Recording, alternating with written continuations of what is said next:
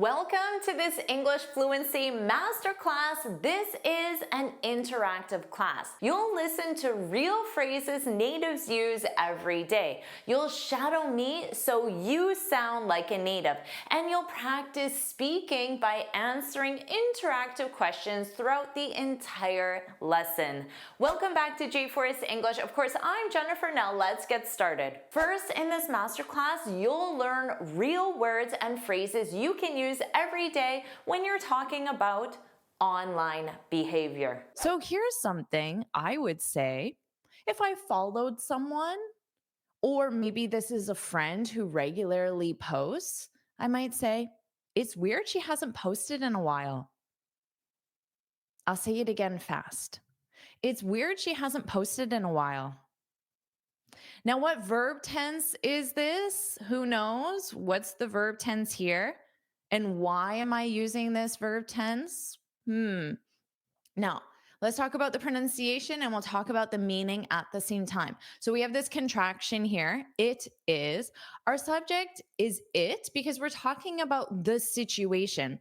The situation is weird. It's. Repeat after me. It's. It's weird. So notice the pronunciation here. Weird. Eared. So the end of the word sounds like ear. Ear. And then you put a D, eared. And then it starts with a W, which you need closed lips. Weird. Weird. So, weird in this case means unusual or strange. It's weird she hasn't. She hasn't. So, hasn't is a contraction of has not, hasn't. Hasn't posted. Posted. So, notice posted has two syllables, but I divide them right here. So, I'm going to say posted, T I D, tid, tid. And then I'll say it together posted, posted, posted, posted in. So posted in. Notice how I link with this in. Posted in. And I also link there.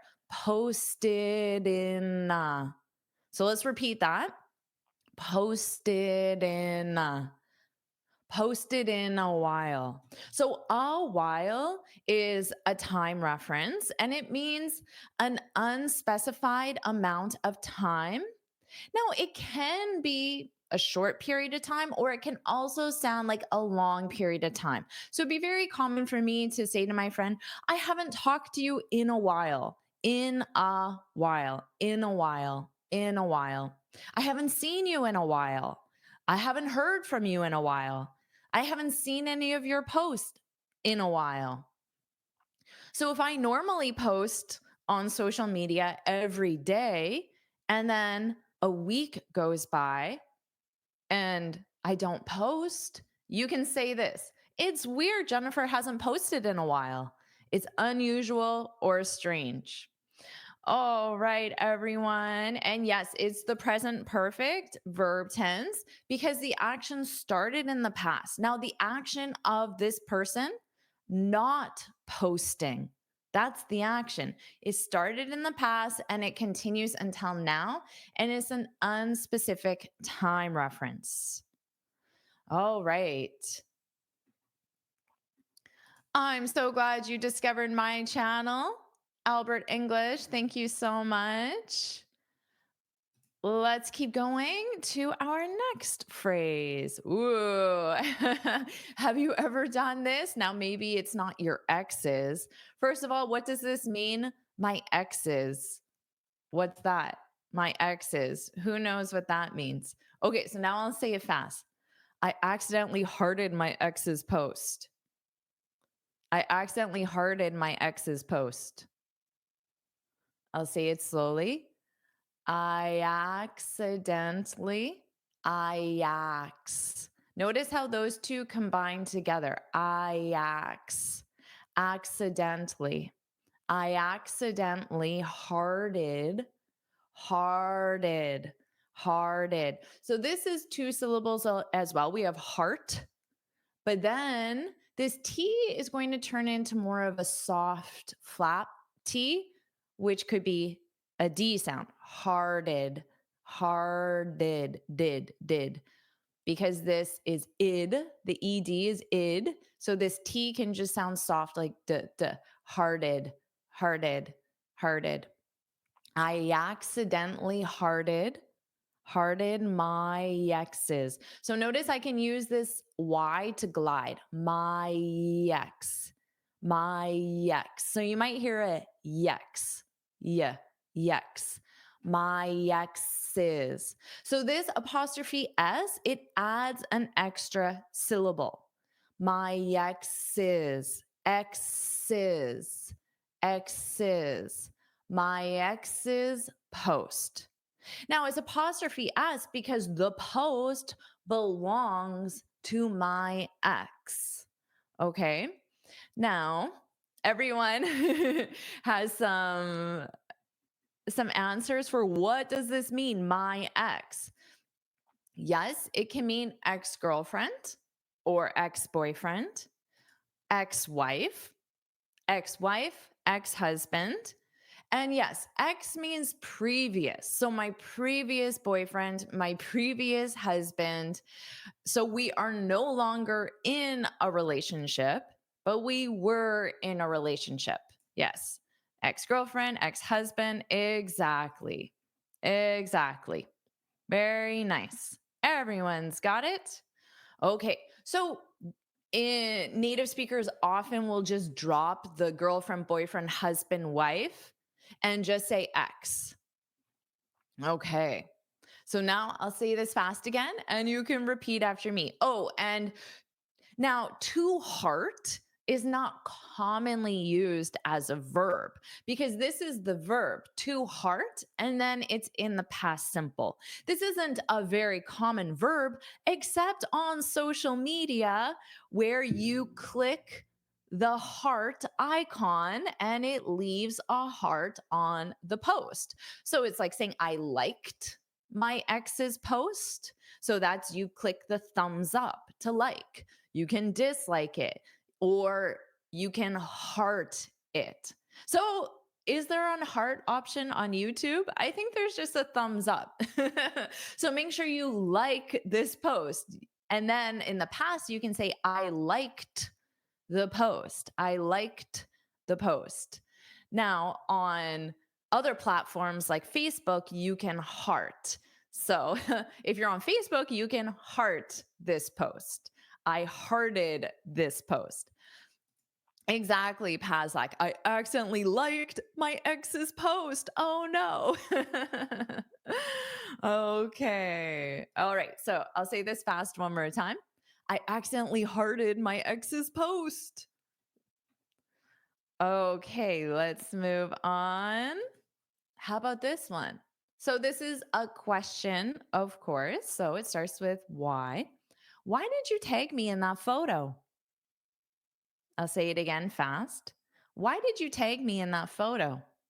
Why did you? So, this DY sound combination, when you say it quickly, it creates a j, just like my name, Jennifer. It creates a j sound. Did you? Jew. So, that's why in fast speech, you'll hear this J sound. Did you? Did you? J. Did you? Because that's just the natural sound that's produced with the DY combo. Did you? Did you? Now, some native speakers change you to ya, which is more unstressed, more casual. Did ya? Did ya? Did you? Did ya? Why did you tag me? Why did you tag me in? Me in. So you'll use a y, a y, me in, me in that photo.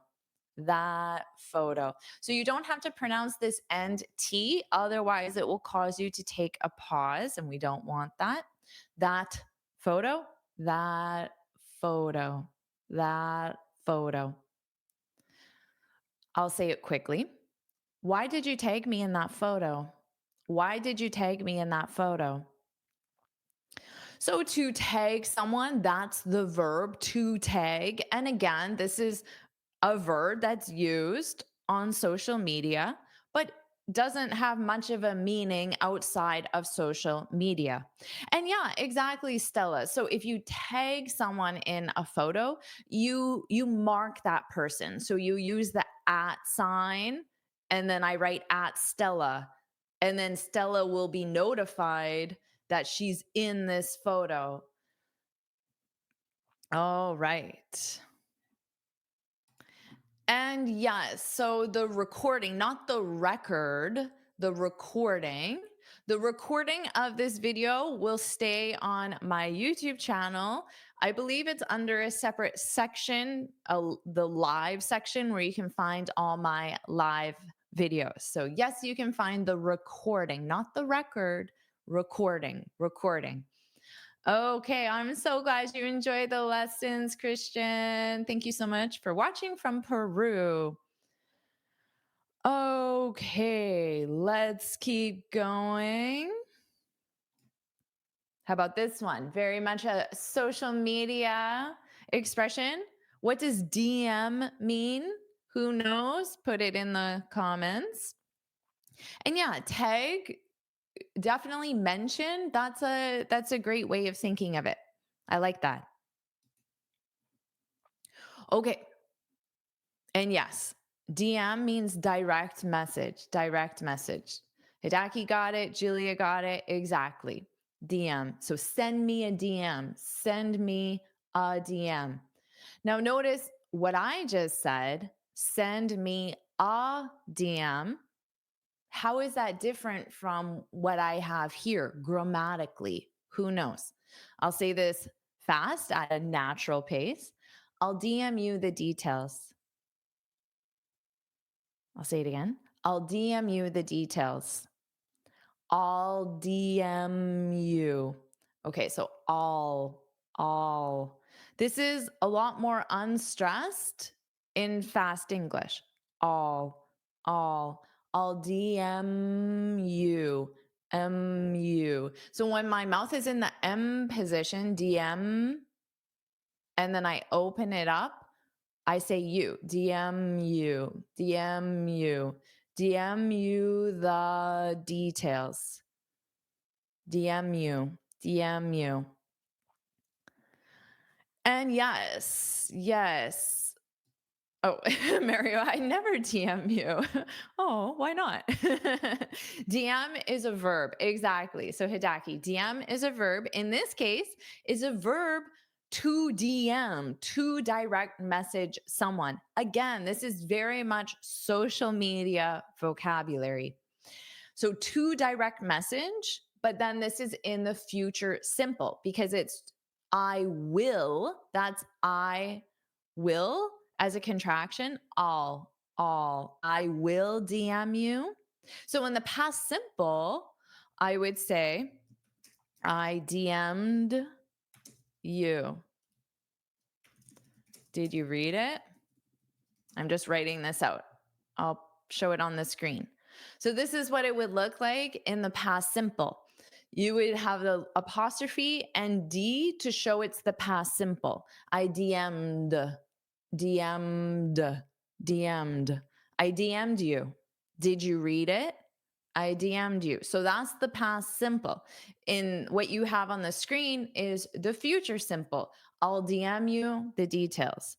I'll send you the details in a private message or in a direct message, because that's what DM stands for, but it is also a private message. Okay, so you can use this as a verb. You can also use this as a noun. So as a noun, it would be I sent you a DM with the details. You could say that because sent is in the past simple. Oh, sorry, this example is in the future simple. So it would be I'll send you a DM with the details. Okay. So this matches the example on the screen because it's the future simple. I'll send you a DM, a direct message, the noun with the details. Okay, so you can use the verb, sound very natural like a native speaker, or you can use the noun, which also sounds natural, perhaps a little more formal or professional. Okay, everyone, let's keep going. How about this one? What would you replace cat videos with? What would you replace cat with if this were you answering? Think about Facebook or TikTok or YouTube, wherever there's a feed. So your home page, your feed. So I could say, my feed is full of cat videos. My feed is full. It's kind of a tongue twister. My feed is. So feed, of course, but then I have is, so I can connect these together. Feed is, diz. My feed is, my feed is full of. So I can hold out this L onto the of and say love, love. My feed is full of love. My feed is full of. And what? What would you say? Cat videos, apparently. Okay, cat videos. So, Julia, this is very much a direct translation. This is not something a native speaker would say. To be occupied with is not a translation of this. If I use this, I would say, um, to be occupied with, I would talk about the things I have to do. So this is not an equivalent of that. You shouldn't say it. It's a direct translation. It doesn't sound natural. So use what I have on the screen. My feed is full of, videos. Okay. Yeah, absolutely. And this is the interesting thing. When you have connected speech and you just isolate a specific sound, it absolutely, to me as well, sounds like full love. Full love. But then when you combine it together and you have it in the context of a sentence, it makes sense. So if someone just said to me those two words, full of, maybe I would think they're saying full love. So it's really the context that lets you know. All right, Llama, my feed is full of cooking videos. That's a great thing to have on your feed, Very nice. That's great. Okay. I'll say it one more time fast. My feed is full of cat videos. Let's keep going. And you can get this before we go on to the next one. Ooh. Woo, I had to get it here. Can get this free speaking guide where I share 6 tips on how to speak English fluently and confidently. I share my best advice in here. So make sure you download it. You can just go to the link that you see on the screen, my website. You'll see it right on my website, or you can go to /free guide, and then this will be emailed to you. And we already talked about that, but make sure you like this lesson because there is no heart on YouTube. So like this lesson and subscribe so you're notified every time I go live. YouTube will give you notifications and every time I post a new video as well. And put yes, yes, yes, yes, yes, yes if you're enjoying this lesson, and hopefully you are.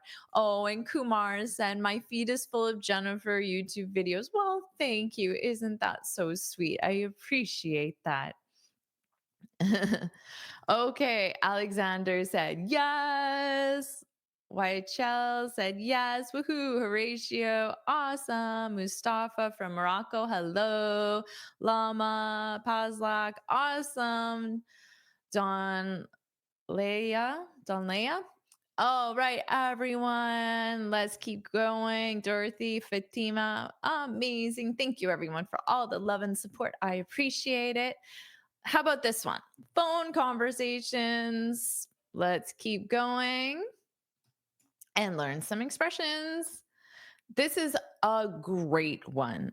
I probably start every phone conversation with this. I might say, "Oh, hi. How are you doing? Is this a good time? Is this a good time? Is this a good time?" Now, notice I have the parentheses. It's because it's optional. So I would generally say, "Is this a good time?" But I could use a verb after the infinitive. Is this a good time to talk? Is this a good time to chat? So chat sounds more casual, more social. Talk sounds just a little more standard. But if it's something serious, if it's a serious discussion, I might not use the verb chat because it sounds more social. It sounds more lighthearted. But talk is just general. You can use it in any situation. So if you were only to use one, I recommend talk because chat really sounds more conversational. Okay. Is this a good time? Is this a good time to talk? Is so hold up that S to link to the A. Is this a good time? So you don't have to pronounce that D. Good time. Good time. So just get your mouth in the position, but don't push it out. And when you do push out with the T. Good time. Good time. Now, if you use an infinitive following it, make sure you say to talk, because the to will become an unstressed to talk, to chat, to talk, to chat. Now, if you wanted to continue on, you could say to talk about the party or the conference or whatever the topic is.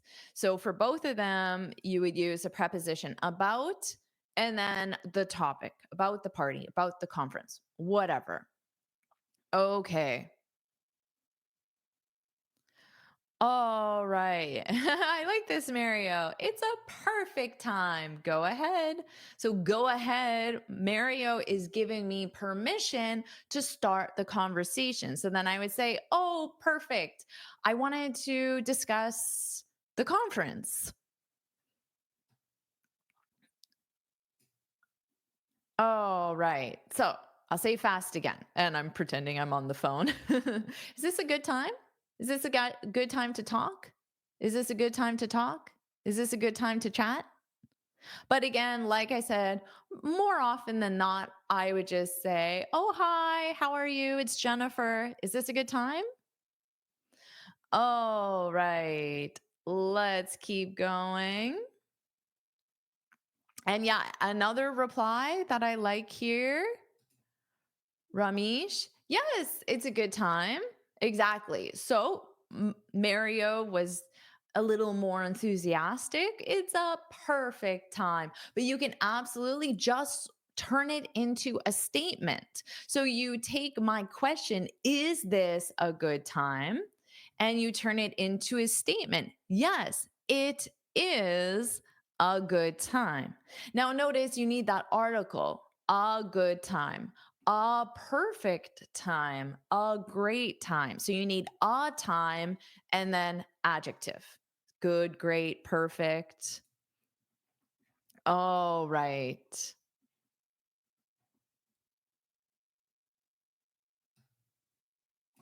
Let's keep going. Now, maybe the person says, "Oh, actually, I'm just in the middle of something. Can I call you back in a sec? Can I call you back in a sec? Can I call you back in a sec?" Can I? So you can hold out that N to go to the I. Can I? So it almost sounds like can I, nigh. Can I? Can I call you back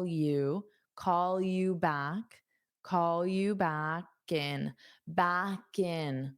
So this in is going to sound like kin, back in, in, in, in a. Can I call you back in a sec? What is sec? What does sec mean? Notice that pronunciation. It ends on a hard k, sec, sec. Exactly, Stella, in a second.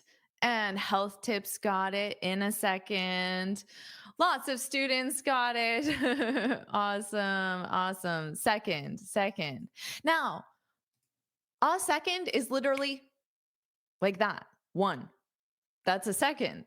Now, obviously, I'm not going to hang up and immediately call you back. So we use this figuratively to mean a short amount of time. So a second could be 5 minutes, 20 minutes, 30 seconds. It just means a short period of time. Can I call you back in a sec? Now, you can use in a sec with anything. Oh, I'll do that in a sec. I'll get you that in a sec. I'm going to make dinner in a sec. I'm going to watch that video in a sec. I'm going to work on that in a sec. So you can use that in any context. You don't just have to use it in a phone conversation. All right. Okay, so I'll say this one more time. Can I call you back in a sec?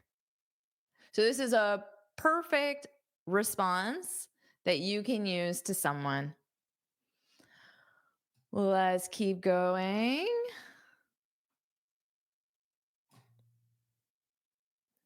Now, let's say you call someone, you get their voicemail, you leave a message, and you tell that person, oh, please call me back when you can. And then your phone rings and you see, oh, it's that person. And you say, hi, how are you? The pleasantries. We call those pleasantries. Hi, how are you? And then I could offer, thanks for getting back to me, because I originally called that person and now they're returning my call. So if someone returns your call, you can say, thanks for getting back to me. To get back to someone means to respond to someone's message. Now, you can use this in written English as well. So in an email, when someone replies to your email, you can say, thanks for getting back to me. I appreciate the information, or I appreciate your time, whatever it is. So I'll say this fast. Thanks for getting back to me. Notice how this for becomes more of a fur in unstress. Thanks for getting back to, back to, back to. So you do hear a little bit of this click for the K, back to, back to, back to. But this to is pronounced as a t because it's an unstressed preposition. Back to me, back to me. Repeat after me. Back to me, back to me. Thanks for getting back to me. Thanks for getting back to me. So this is a great expression to have in your vocabulary. Yeah, I wouldn't say this health tip. So you can't just take part of the expression, but change the verb. So the expression is to get back to someone. So remember, expressions, they have multiple words, and then those multiple words together have a meaning. So to get back to someone means to return someone's phone call or to respond to someone's communication. So for this, I would say thanks for going live. Thanks for going live, because that's the expression that you use. You go live. So in the past simple, I would say, yesterday I went live on YouTube. Did you watch it? Yesterday I went live on YouTube. Did you watch it? Tomorrow I'm going live. I hope you can watch it. Okay. Thanks for getting back to me. Exactly, exactly. So if you send me an email and you ask me a question, and I reply with the information you wanted, you can reply to my message and say, Jennifer, thanks for getting back to me. I really appreciate it. And that would be an awesome way to reply. Let's keep going. So remember, this is a phone conversation, but you can also use this in written English as well. But I'm on the phone. It's a good time. It's a perfect time. And I say, let me check and get back to you. So remember, to get back to someone, we already talked about what this means. So notice it's being used in a different verb tense. Let me check. Let me get back to you. So let me do something. Let me check and get back to you. Let me check and get back to you. Let me check and get back to you. So I'll say it slowly. Let me, but a more unstressed, you can say let me, let me. I personally don't say it that unstressed. I pronounce a little bit of the T, let me, let me, let me, let me. So when I say it, you just hear the T a little bit more, but you can say let me, let me, let me check, let me check, let me check, let me check, let me check, let me check, let, let me check. So it's unstressed, let me check, and a little more stress. Let me, let me, let me. So maybe you're not hearing a difference, and that's okay. It's a very subtle difference. Let me check and get back to you. And get back, get back. So here you're not going to push out that T. Get back to, get back to you. So I'm going to say to you, to you, to you, to. So again, it'll be an unstressed preposition. To you, to you, to you. Let me check and get back to you. Let me check and get back to you. So check in this case means verify or confirm. So if you, let's say I work as a supplier or exporter, and you ask me, oh, how much does it cost to buy 1,000 widgets? Well, I need to verify or confirm the price of that. I don't know the price offhand because imagine I work at Amazon and there are thousands and thousands of widgets of items. So I would say, oh, let me check. Let me check. Let me verify. Let me confirm that information. Let me check and then respond to you. So remember, to get back to someone means to respond, to reply. Let me check and get back to you. So, this is absolutely an expression you should have in your vocabulary. I'll say it one more time. Let me check and get back to you. Let me check and get back to you. All right. Amazing job, everyone. Let's keep going. Oh, so what does this mean? You're breaking up. Who knows what this means? I'm interested to know your thoughts on the meaning of this. So, again, I'll talk about the pronunciation because I want to hear what you think this means. You're breaking up. So, this you are as a contraction, your, your.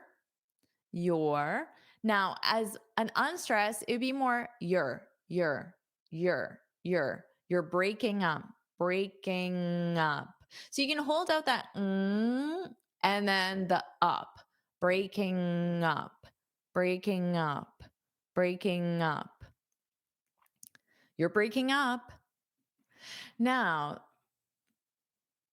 Hidaki, you're right. If you break up in a relationship, it means you end a relationship. So I would say my boyfriend and I broke up.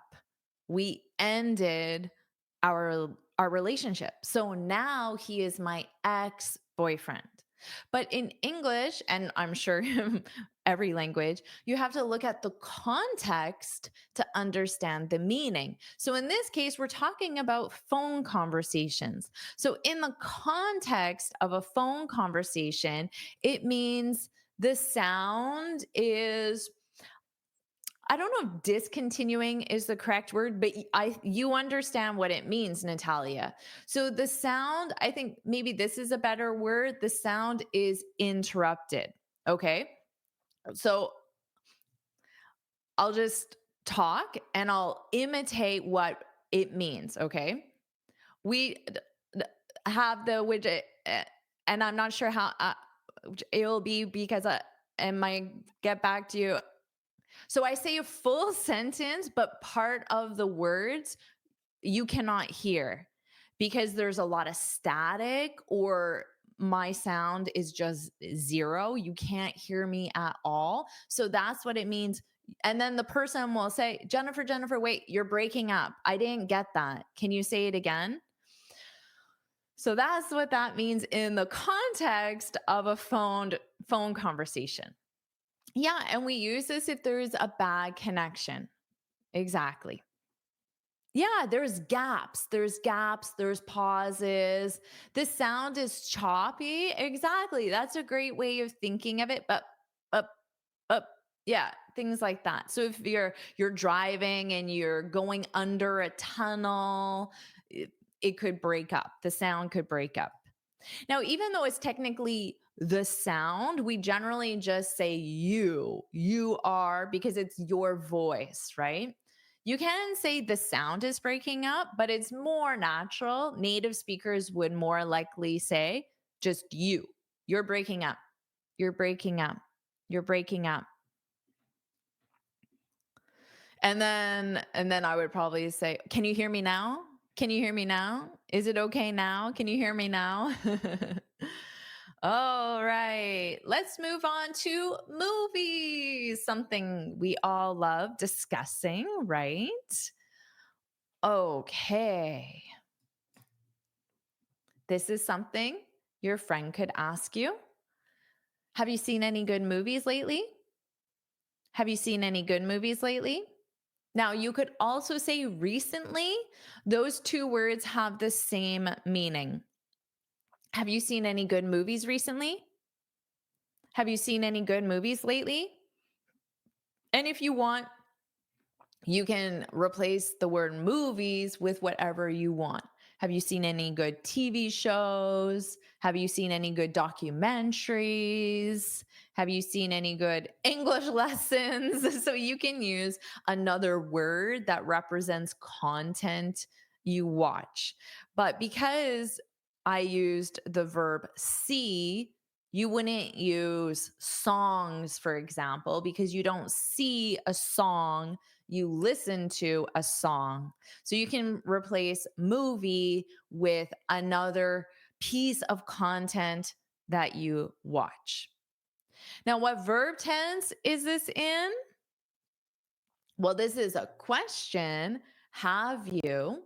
Seen is the third form of the verb. See, saw, seen. So, third form of the verb.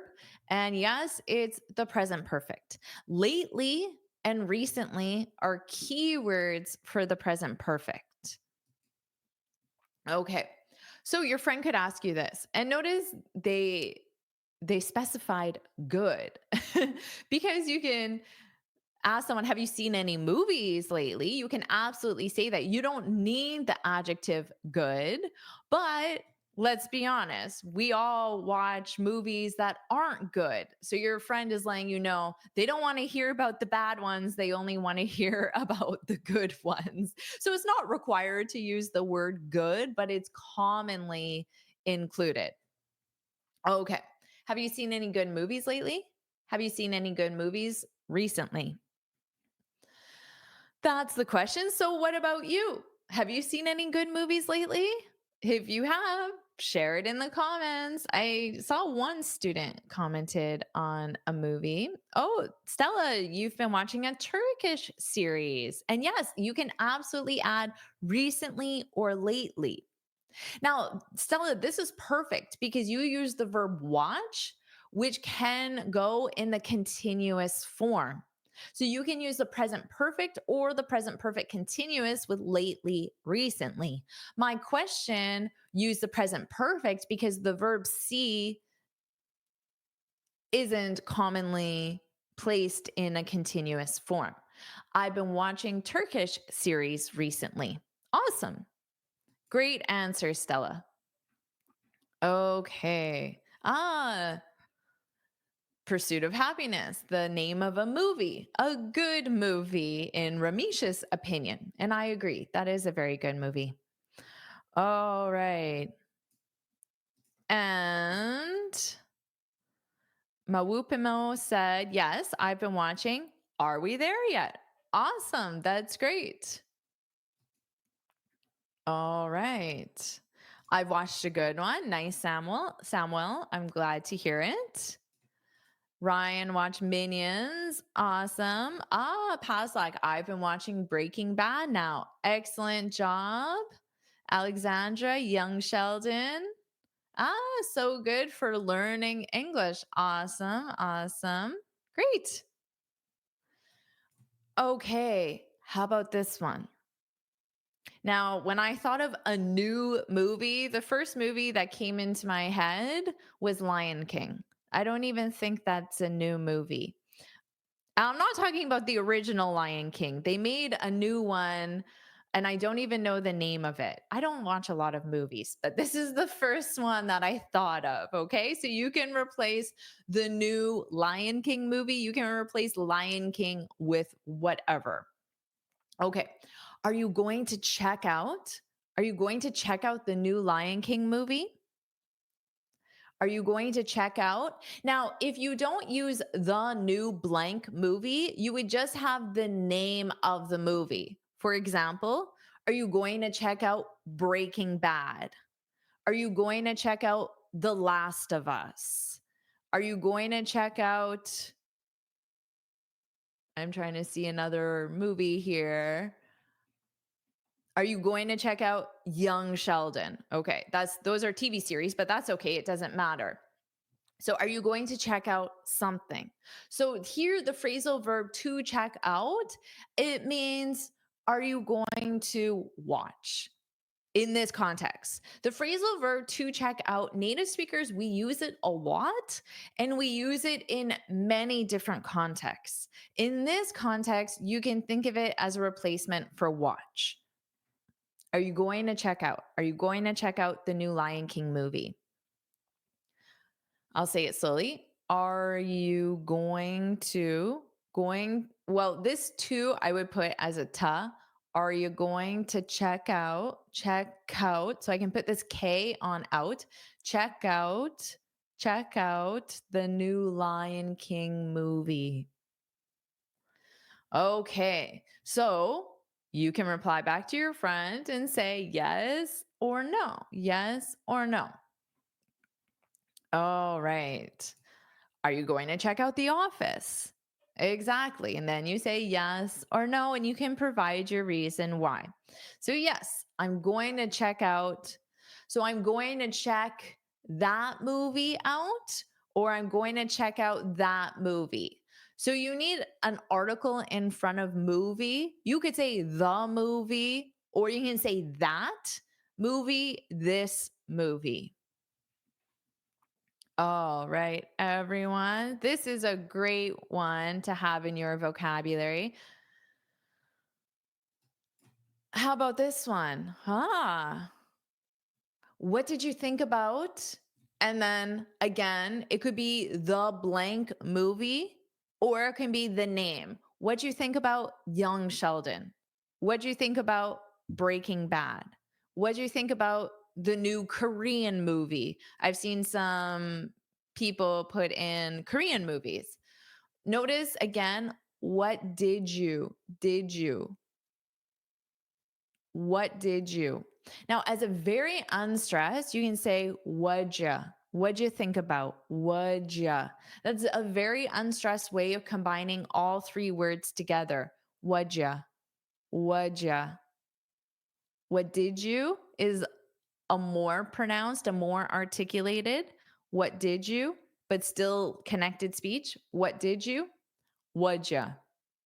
That's a very unstressed way. What did you think about the new Lion King movie? Now, What are these two words at the end? So, first of all, if I'm asking you, what did you think about the movie?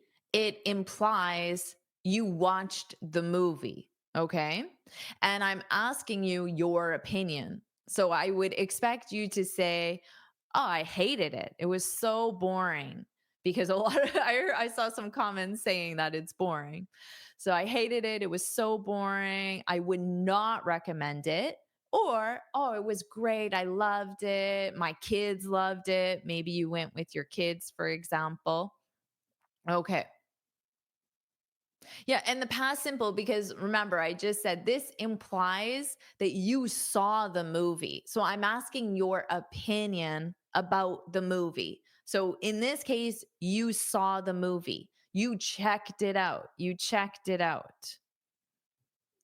No, this is not informal. This question is how you ask someone about their opinion. Oh, what did you think about the new restaurant? What did you think about this lesson? So I would ask you, hey guys, what did you think about this lesson? Did you like it? Did you not like it? I'm trying to get your opinion, your perspective, your information. What do you think about Tom Cruise Mission Impossible? Exactly. So, what do you think about? Now, this does not imply that you watched the most recent Mission Impossible movie. I just want your opinion about the series in general. Okay, now what does it mean by adding on at the end? No spoilers. No spoilers. Pazlak got it. Don't reveal the plot. Don't reveal the plot to me. So you wouldn't have me where you have it. You would just say, don't reveal the plot. Don't reveal the plot to me. To me. Okay. Yeah. Don't share any details. So don't tell me that the main character dies at the end or they end up getting married. Don't tell me any details. So whenever I ask someone about a movie or a TV show, I always add on no spoilers, because it implies that may watch the movie in the future and I don't want to watch the movie if I know the character dies in the end. So don't tell me any of the details. It's absolutely a great expression. And you can just use these two words. These two words. No spoilers. No spoilers. That's all you need. No spoilers. You'll see this a lot in blog posts. Okay, how about this one? I love this. So remember, someone's asking you for your opinion. You saw the movie. And then they reply back and they share their opinion and they say, honestly, it didn't live up to the hype. Honestly, it didn't live up to the hype. Honestly, it didn't. So notice, didn't just, I don't push out the sound, didn't live up. So this live, and then we have this v. So I'm going to transfer that live up to. Up to. So up to will sound like up to, up to, up to. But remember, we have live up to, live up to, live up to the hype, up to the hype, up to the hype. Honestly, it didn't live up to the hype, hype, hype. Exactly. Pazlak, Volodya, you got it. So the hype represents the fact there were high expectations. So what does that mean if there are high expectations? It means people thought the movie was going to be very good for whatever reason. It's a major Hollywood film. They spent millions of dollars producing it. There are amazing actors like Tom Cruise in the movie. All of that, your expectations are high. You think it's going to be a very good movie. So if it didn't live up to your expectations, it means it didn't meet your expectations. So your expectation is here, but it has to be a high expectation. And then the reality is here. So maybe the movie was good. Maybe it was even very good, but you thought it was going to be amazing because that's the hype. The hype. You can use this with a new restaurant in town.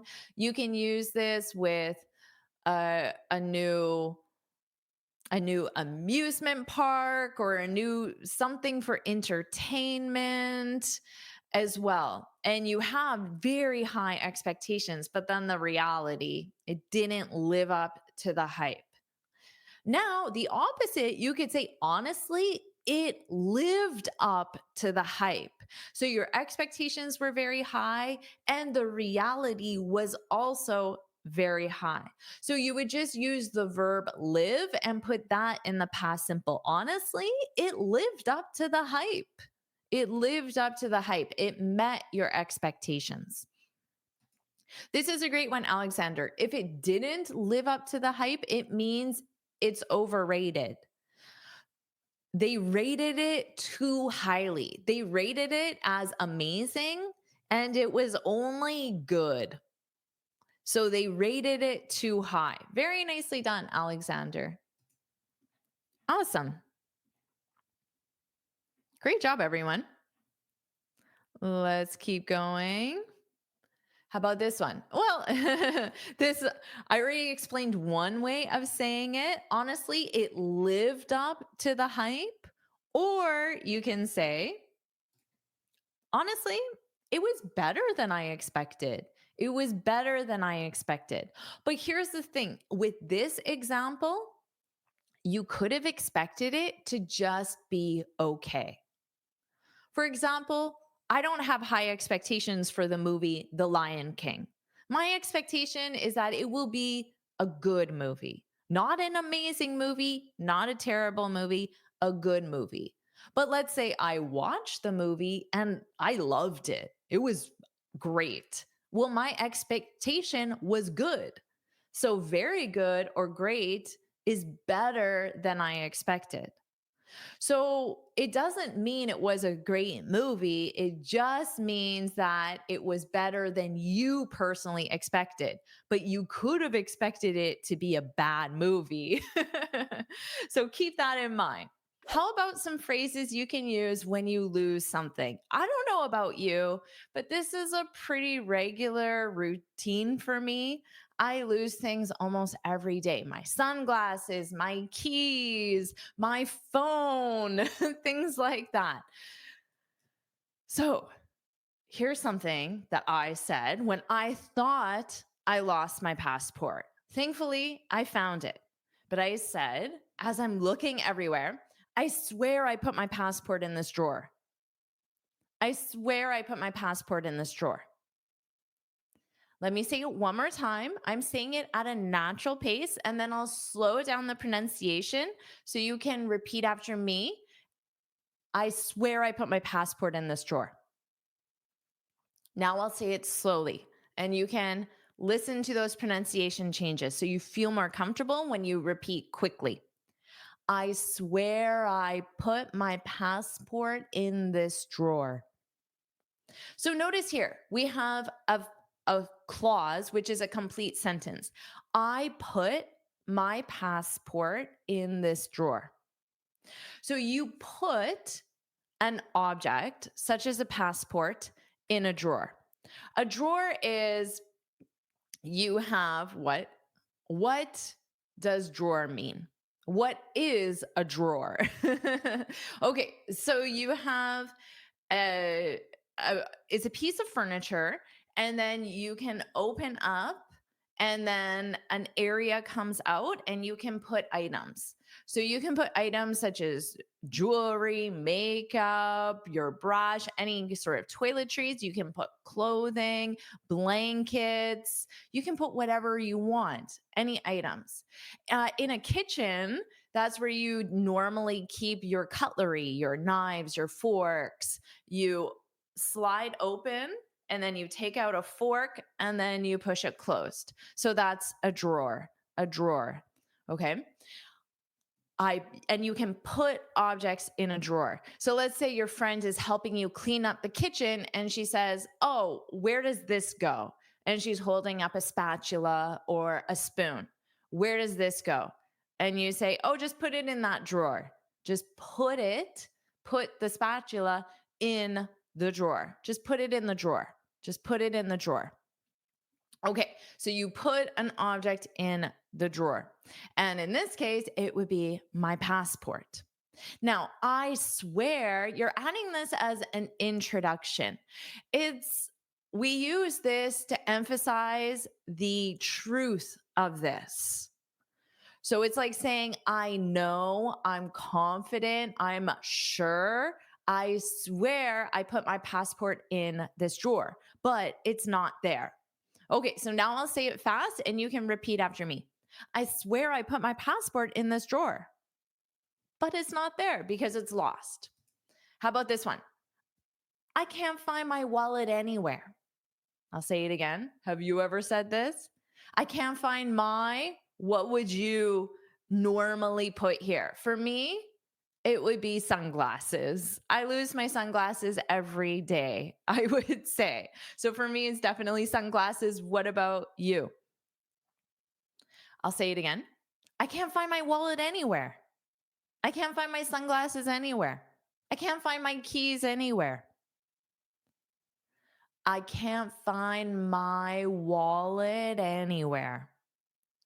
So here, wallet, it'll have a flap T sound. So we just don't push out that sound. Wallet anywhere. Wallet anywhere. Wallet anywhere. Yeah, exactly. Now, have you looked? The drawer. I would change the preposition because look at just means this. I'm just My eyes are directed toward an object. That would be look at. Right now, hopefully, you're looking at the screen and you're reading the example sentence. But a drawer, the objects are inside. Inside. So, have you looked in the drawer? Which means I need to open it, look, and then after I can close it again. So, have you looked in the drawer? Have you looked in the drawer? Okay. Your key, that's an easy one to lose for sure. Exactly. I can't find my keys anywhere. You can put key as singular because you can just have one key. I can't find my car key, for example. So normally you would just have one key. I can't find my key anywhere. I can't find my car key anywhere. But normally, not normally, but frequently we put keys in the plural because often people have multiple keys on a ring, a key ring. Okay, I can't find my wallet anywhere. I'm sure you'll say that one as part of your regular routine. How about this? Again, like I said, for me, it's sunglasses. Always sunglasses. My sunglasses have got to be here somewhere. Notice that pronunciation. I'll say it fast again. Repeat after me. My sunglasses have got to be here somewhere. My sunglasses have got to be here somewhere. Now, listen to that pronunciation. My sunglasses, this is a plural subject. It's they. They have gotta be here. My sunglasses have gotta. My sunglasses have gotta be here. My sunglasses have gotta be here. Now, somewhere means any place in the house, the room I'm in. If I'm at work, it would be the office. So, whatever location I am, it means at any place. My sunglasses have got to be here somewhere. I'll say it one more time. My sunglasses have got to be here somewhere. All right. So, for you, maybe it's something else. My wallet, you have to change that to singular. My wallet has, my wallet has got to be here. My wallet has got to be here. My wallet has got to be here somewhere. And yeah, sunglasses is always in the plural. So, same with glasses. So, glasses, people need them to see, maybe just reading glasses, or maybe all the time. So, I don't wear glasses, which is why I'm using sunglasses as an example. But you would say, have you seen my glasses? Do you wear glasses? So that would be a question you would ask. Do you wear glasses?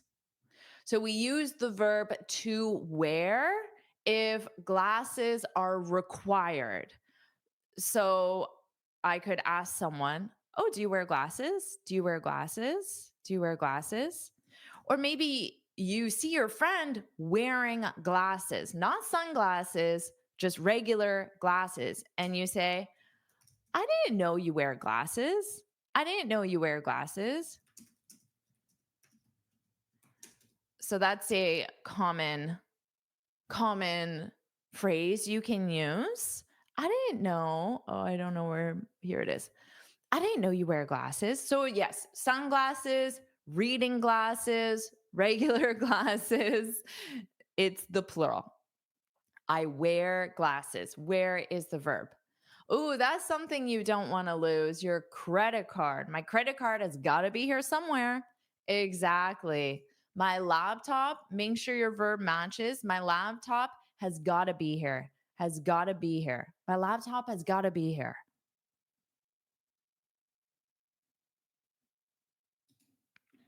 Okay. Let's keep going. How about this one?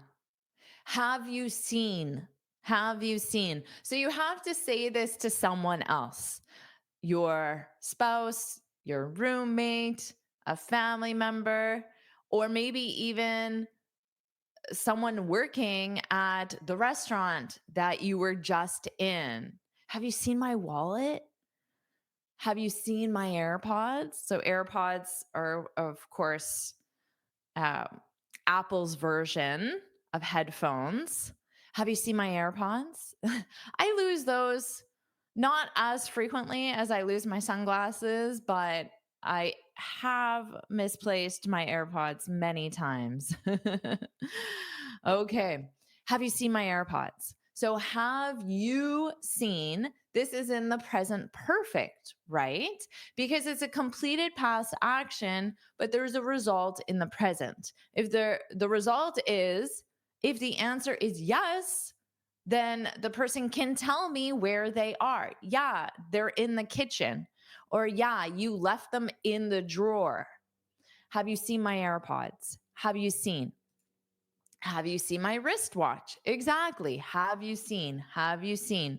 Have you seen the remote? Oh, that's an excellent thing that that that people lose. The remote. Awesome job. Okay. That is a great one. Have you seen my husband today? That could be a good one as well.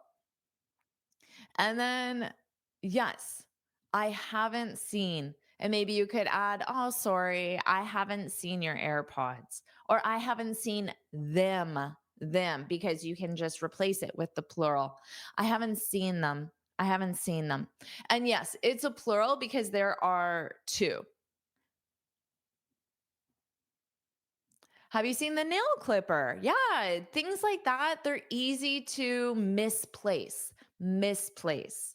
You can use that misplace as a verb to mean that you know the nail clippers are somewhere in the house, but they're not in the correct place.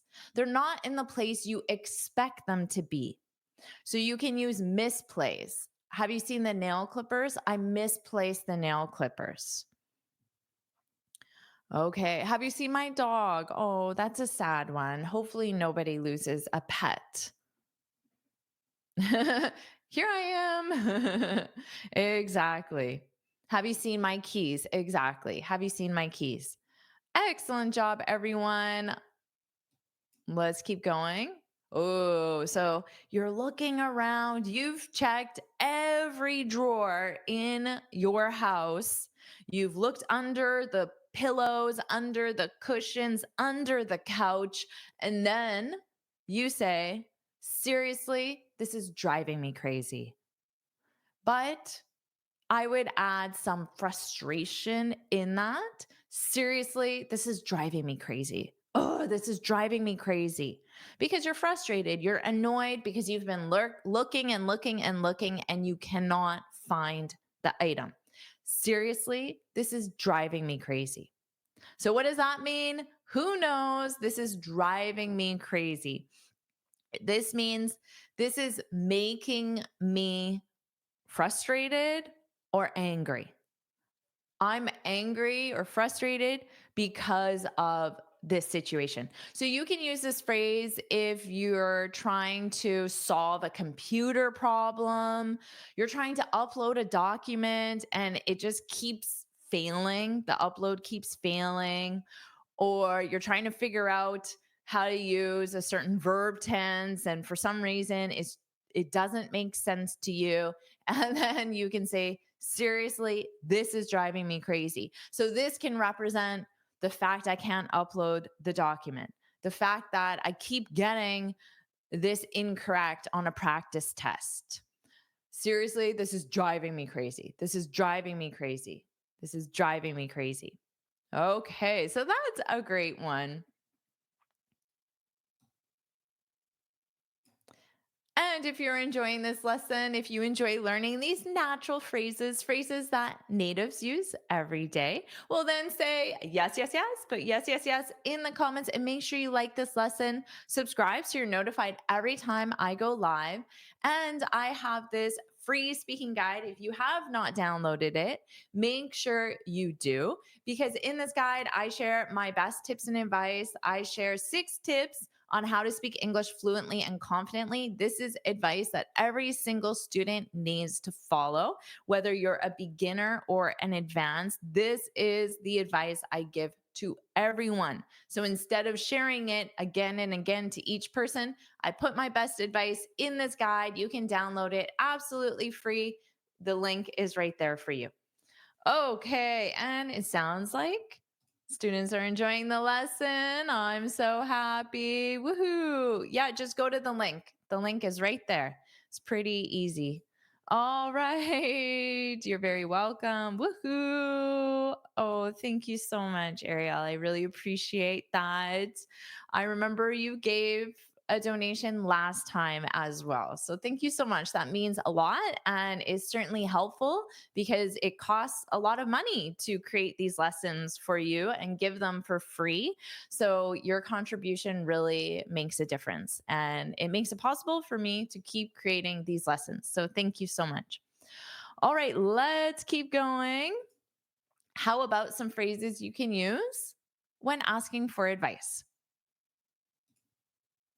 How about this one? What would you do if you were in my shoes? I'll say it fast. What would you do if you were in my shoes? What would you do? What would you do? So notice you can hear that j sound. What would you do? What would you do? What would you do? What would you do if you were in my shoes? If you were in my shoes. If you were in my shoes. What would you do if you were in my shoes? What would you do if you were in my shoes? So make sure you repeat after me. What would you do if you were in my shoes?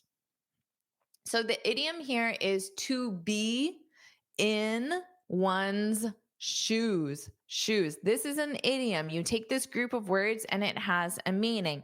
The meaning is What would you do if you were in my situation? Exactly. And then whatever that situation is. So the situation could be you were offered a promotion, but if you accept the promotion, you have to move to a different city where you don't know anyone. But the promotion is awesome. And then you ask your friend, what would you do if you were in my shoes? And then they imagine themselves in that situation. And then they give you advice from that perspective. If you were in my shoes, if you were in my shoes. So to reply, they could say, if I were in your shoes, if I were, because it's a subjunctive mood. So you use were for all subjects. If I were in your shoes, I'd accept the promotion. It's only a 2-hour drive. You can visit your family every single weekend. Or if I were in your shoes, I would decline the promotion because you can find a promotion in the city you're in. Family is more important. So, whatever advice you would give, if I were in your shoes, if I were in your shoes. How about this? Do you think I'm being unreasonable? Do you think I'm being unreasonable? Do you think? Do you think? Notice how fast that sounds. Do you think? Do you think? Do you think? Do you think? Do you think I'm being? Do you think I'm being unreasonable? So here, being, this is in the present continuous because it's taking place now. And unreasonable means maybe I asked my friend to help me move and it took all weekend and then she wanted me to give her some money or something and I said no or something like that. So unreasonable means that your actions don't match the situation.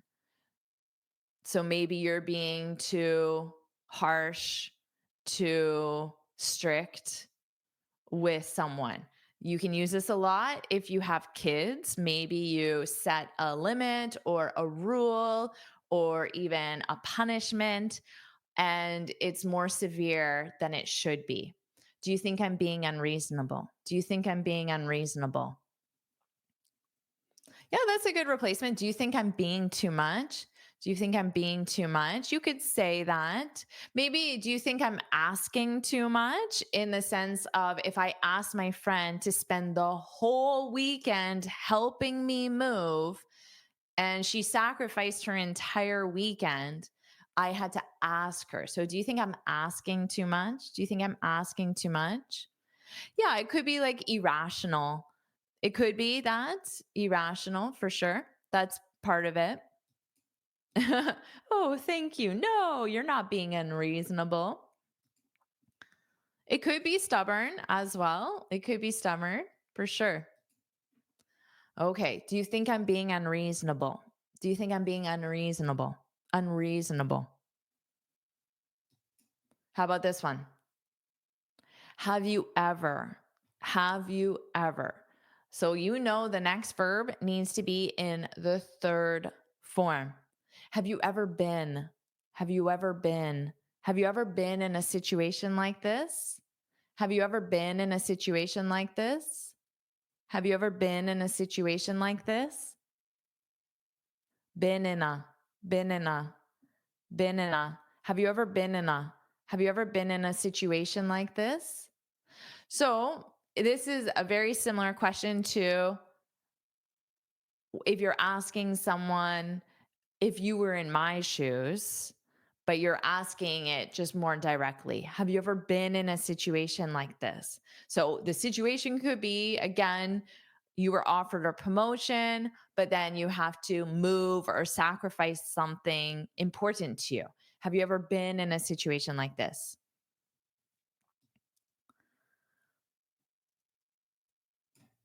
Okay. Or just very directly, maybe this one is a little more familiar in the sense of asking for advice. What do you think? What do you think? What do you? What do you? So notice this, what do you commonly is pronounced in English as what do you? What do you think? What do you think I should do? What do you think I? What do you think I should do? What do you think I should do? So this is how you're asking for advice. What do you think I should do? What do you think I should do?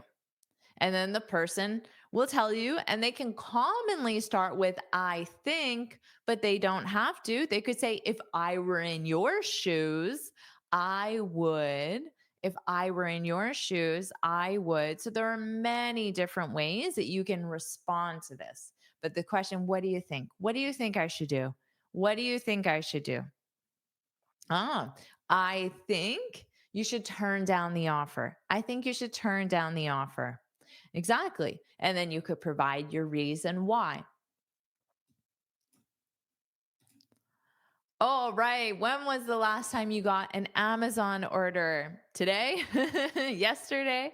Is it a daily thing for you? Let's look at some phrases. How about this one? FYI. FYI. What does that mean? FYI, put it in the comments. What's that mean? FYI, I'm expecting a package today. So of course you can simply say, I'm expecting a package today. I'm expecting a package today. I'm expecting a package today. So notice when I do the when I open my mouth, I go to the vowel sound.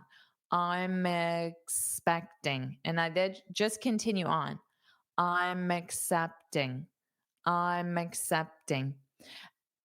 And this is in the present continuous because it's taking place now.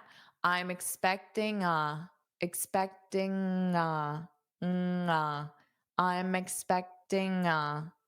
expecting a package today.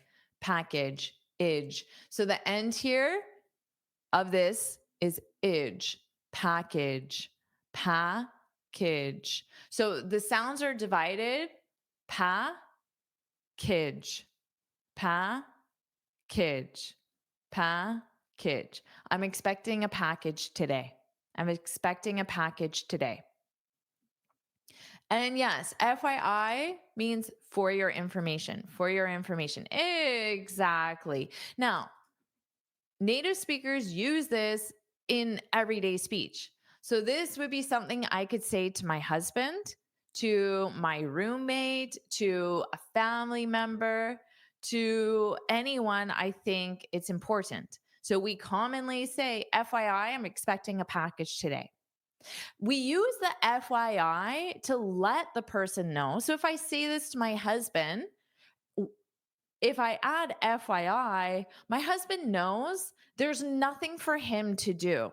There's no task, there's no requirement. I'm simply sharing information. So it's important to include that. And that's why native speakers do include it. So when we provide information to someone, they understand there's no action necessary on their part. And no, it doesn't sound formal at all. It sounds completely everyday. Okay. Let's keep going. How about this? So I say this to my husband in the morning, FYI, I'm expecting a package today. And then I leave the house all day. I come back at the end of the day and then I say to my husband, did any packages come today? Did any packages come today? Did any? Did any? Notice how fast that sounds. Did any? Did any? Did any? Sounds like one word, right? Did any? Did any? Did any? Did any? Did any packages? Did any packages? Did any packages? Did any packages come today? And then my intonation is rising a little bit at the end. Today, a, just a little bit at the end because it's a yes no question. And with yes no questions, we generally put a rising intonation, but it's not a requirement. but it is just a common thing. I don't think about it. I don't think, oh, wait, this is a yes no question. I should make sure my intonation rises at the end. It just happens naturally. Did any packages come today? And then how about this one? So I can say this to my husband or whoever. I'll be back in a bit. I'll be back in a bit. This is a very common phrase. Definitely add it to your vocabulary. You can use this in a workplace situation. You can use this in a text message. You can use this in social situations with your friends in any context. I'll be back in a bit. I'll be back. You might know that from the Terminator movie. I'll be back. I'll be back in a bit. I'll be back in a bit. So I'll be back. That's the future simple. I'll be back in a bit, in a bit, in a bit, in a bit, in a bit, in a bit, in a bit, in a bit, in a bit. This means in a short period of time. I'll be back in a bit, but there's no clear idea how long it is because my interpretation of a short period of time could be different from someone else's. So I'll be back in a bit. I'll be back in a bit. Yeah, you can say I'll be back in no time. I like that. So in no time, again, that sounds like a short period of time. Who knows how long it is? I'll be back in no time. I'll be right back. That's also very common. I'll be right back. So that sounds like a short period of time. I'll be back in a bit. I'll be right back. I'll be back in no time. I'll be back before you know it. That's a good one as well. I'll be back before you know it. I'll be back in a bit. And then I'm letting the person know what I'm doing. I have to return a package. I have to. I have to. Have to. Have to. I have to return. So to becomes unstressed because it's the preposition here. I have to return. I have to return. I have to return a package. I have to return a package. So this, I'm just going to return the package and come back. So that's the short period of time. And I could add FYI at the beginning or the very end of this. Yeah, you can say, I'll be back shortly. I'll be back shortly.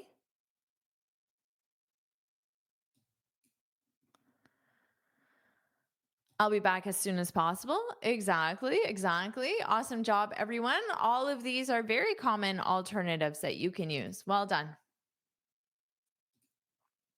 Okay. Or you can say to whoever is closest to you, I'm ordering a few things. I'm ordering a few things. I'm ordering a few things. Do you want to add anything? Do you want to add anything? I'm ordering because you order something online. Yes, you're also buying it, but we commonly use the verb order in terms of making an online purchase. I'm ordering. I'm ordering. I'm ordering. So it's in the present continuous, is taking place now. A few things, small number of things, don't know how many, could be 3, could be 5. I'm ordering a few things, a few, a few. This article is important because there's a big difference between a few and few. And often students will leave out the article and just say few. 90% of the time, the correct choice is a few, a few. That's the most common one in English. So if you're not sure which one, make sure you say a few, a few. You'll be correct 90% of the time. I'm ordering a few things. I'm ordering a few things. Do you want to add anything? No, incorporate is not the right verb choice.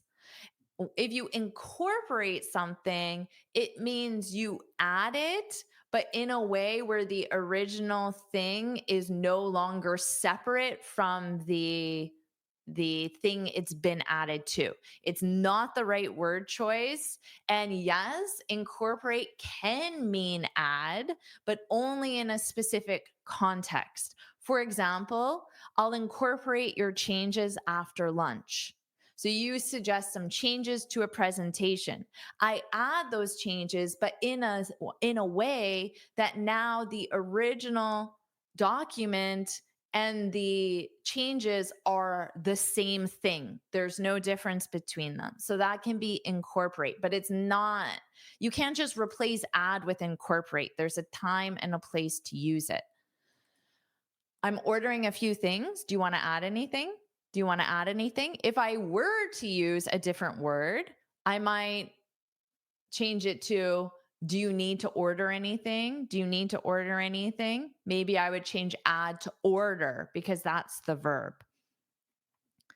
Okay. Let's keep going. No, you can't say put anything.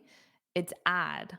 So I see this a lot where students, I teach a phrase and then students try to change the words. I don't know why, because this is the correct phrase. So if you make a change to a verb and you change it to incorporate or put, well, then it could just be wrong. So my recommendation is just to use the phrases I'm teaching you. Do you want to add anything? Do you want to add anything? Do you want to add anything? Okay, how about this one? I just got a message that the package is delayed. I just got a message that the package is delayed.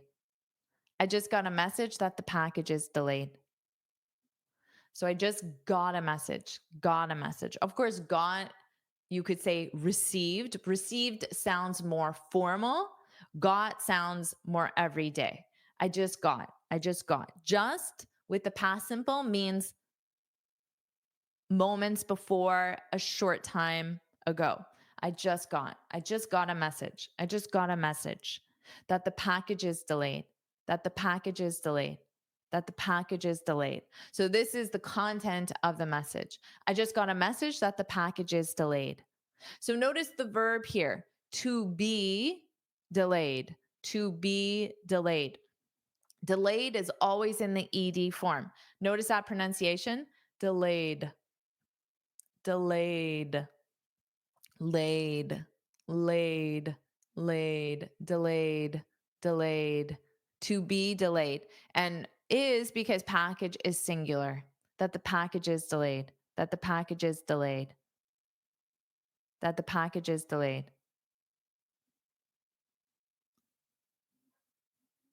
Not I've just got, it's the past simple. I just got, I just got. We generally don't use the present perfect, which would be I have just got, with a specific past time reference. So I think in this case, I would stick to the past simple. I just got a message. You can use the present perfect, but in this case, I would use the past simple. So to be delayed, of course, it means it's not going to arrive on time. It's going to be late. So the package is delayed. The package is delayed. And how about giving compliments? So that's a nice thing. When was the last time you gave someone a compliment? And who did you give a compliment to? Maybe your significant other, your friend, your sibling, your parents, your coworker, your boss, your client, your teacher. Who did you give a compliment to? Okay, so here's a compliment that you can use, probably more so for women, giving this compliment to women, but I'm sure you can use this with men as well. That color looks amazing on you. That color looks amazing on you. So it could be for anything. So it could be someone changed their hair color.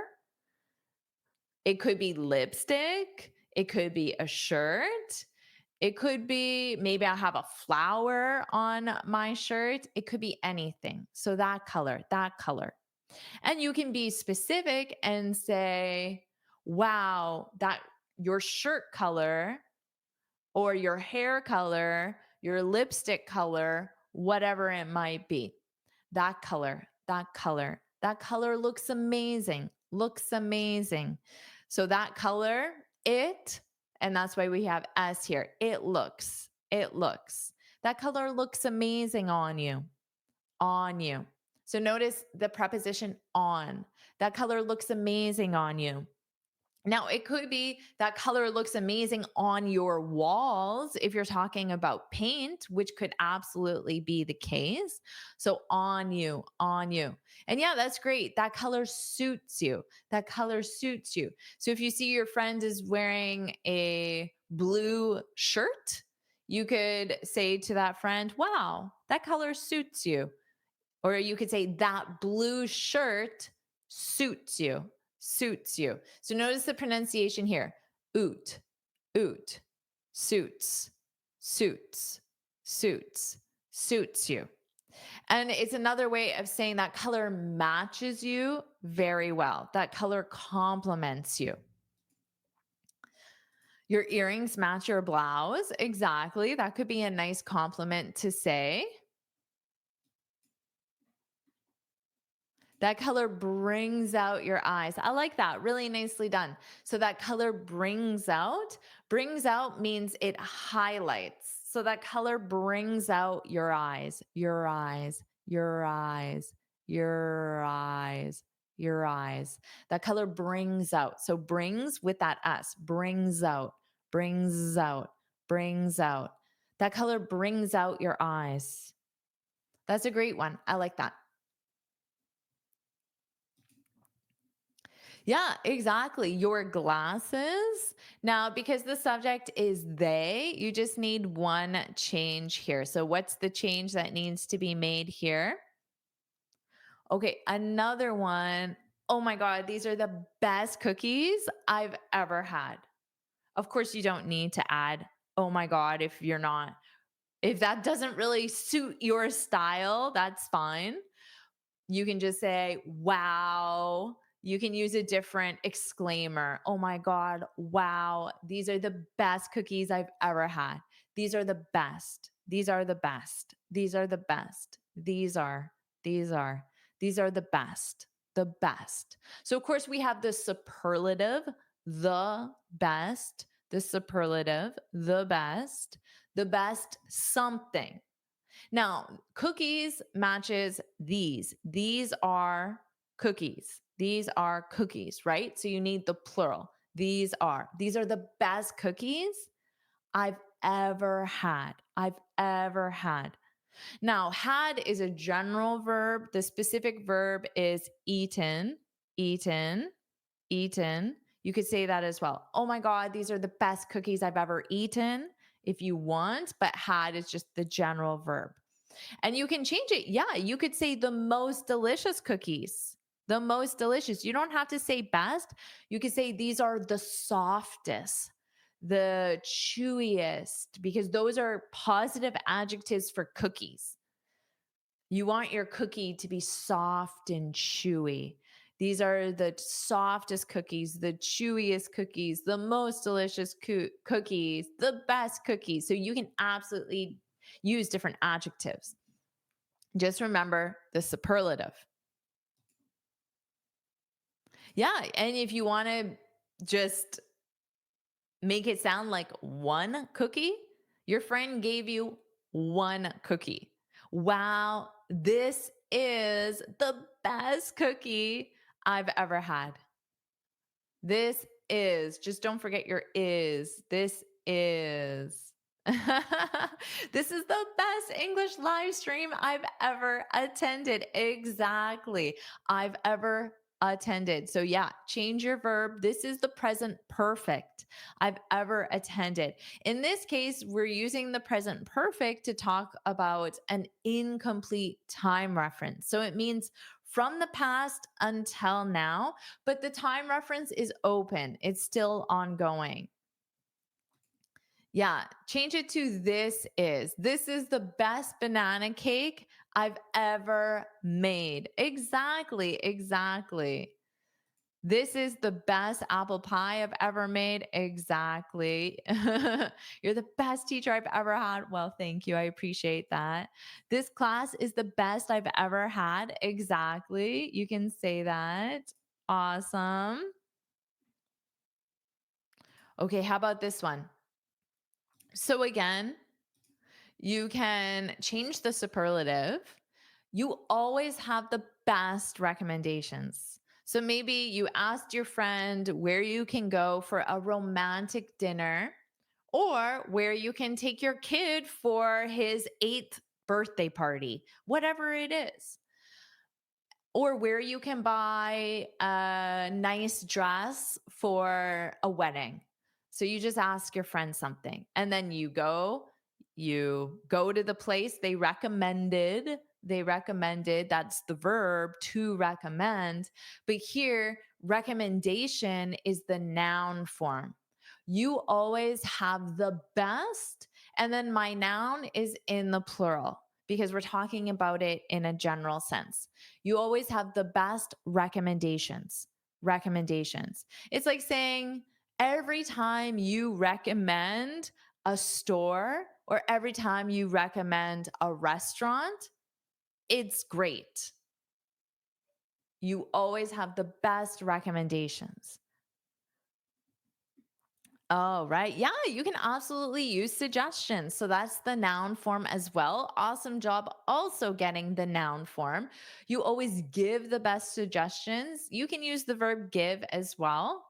You always have the best advice. I love it. I love it. Yeah, this is the best class I've ever been to because you can use to be to a class. Exactly. I've ever been to. This is the best class I've ever been to. Absolutely. Great job.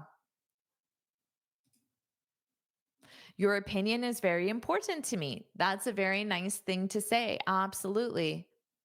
Very nice. Oh, you always have the best ideas for the picnic. Very specific. I love it. Absolutely. You always have the best ideas, the best ideas. And instead of the best, you could say you always have the most creative ideas, the most unique ideas, the most interesting ideas. You could use a different adjective as well. Hello, all the way to Switzerland. Oh, I like this one. You make that look so easy. This is a very nice compliment to give someone, in my opinion. So let's say your mother, let's use a mom. Your mom just put all the food on the table for the family to enjoy and you say, "Mom, you make cooking look so easy." Your mom will love that compliment. So keep that in mind. Or you could use this for a coworker. You make updating that spreadsheet look so easy. And instead of so easy, you could say look effortless, look simple. I'm sure there are other things as well. You could say you make that so that can be something specific, like a noun. You make family dinners look so easy. Yeah, I like this one. You make dancing look so easy. That would be a very nice thing to say to someone for sure. You make dancing look so easy. Yeah, it's like saying, you know what you're doing. It's like telling your mom she's an expert at making dinner. And that will make your mom really happy. It will make her feel like you appreciate the effort that she's putting in. You know what you're doing. You're an expert. You make cooking look so easy.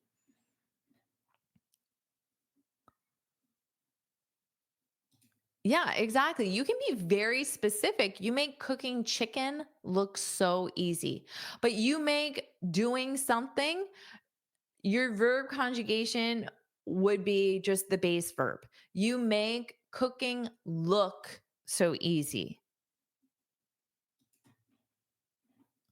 This is a great one. You make painting look so easy. So if your friend is a talented artist and she's like, "Oh, this is my new painting. What do you think?" And you say, "Wow, you make painting look so easy." You make our lesson so easy. Well, I'm glad. I'm so glad you think that way. How about this one? I always feel better after talking to you. This is a nice thing to say. I always feel better after talking to you. I always feel better. I always feel better. So notice this is in the present simple, adverb of frequency, always. I always feel better after, and then your verb in ing because after is a preposition. I always feel better after talking to you. I always feel better after talking to you. I always feel better after talking to you. I always feel better after talking to you. So that's a nice one. I always feel better after listening to you. Oh, I appreciate that. Exactly. Ooh, this is a nice one as well. After someone gives you advice, instead of just saying thanks, I appreciate your advice. Thanks, I appreciate your advice. Thanks for your time. Say, you always know the perfect thing to say. You always know the perfect thing to say.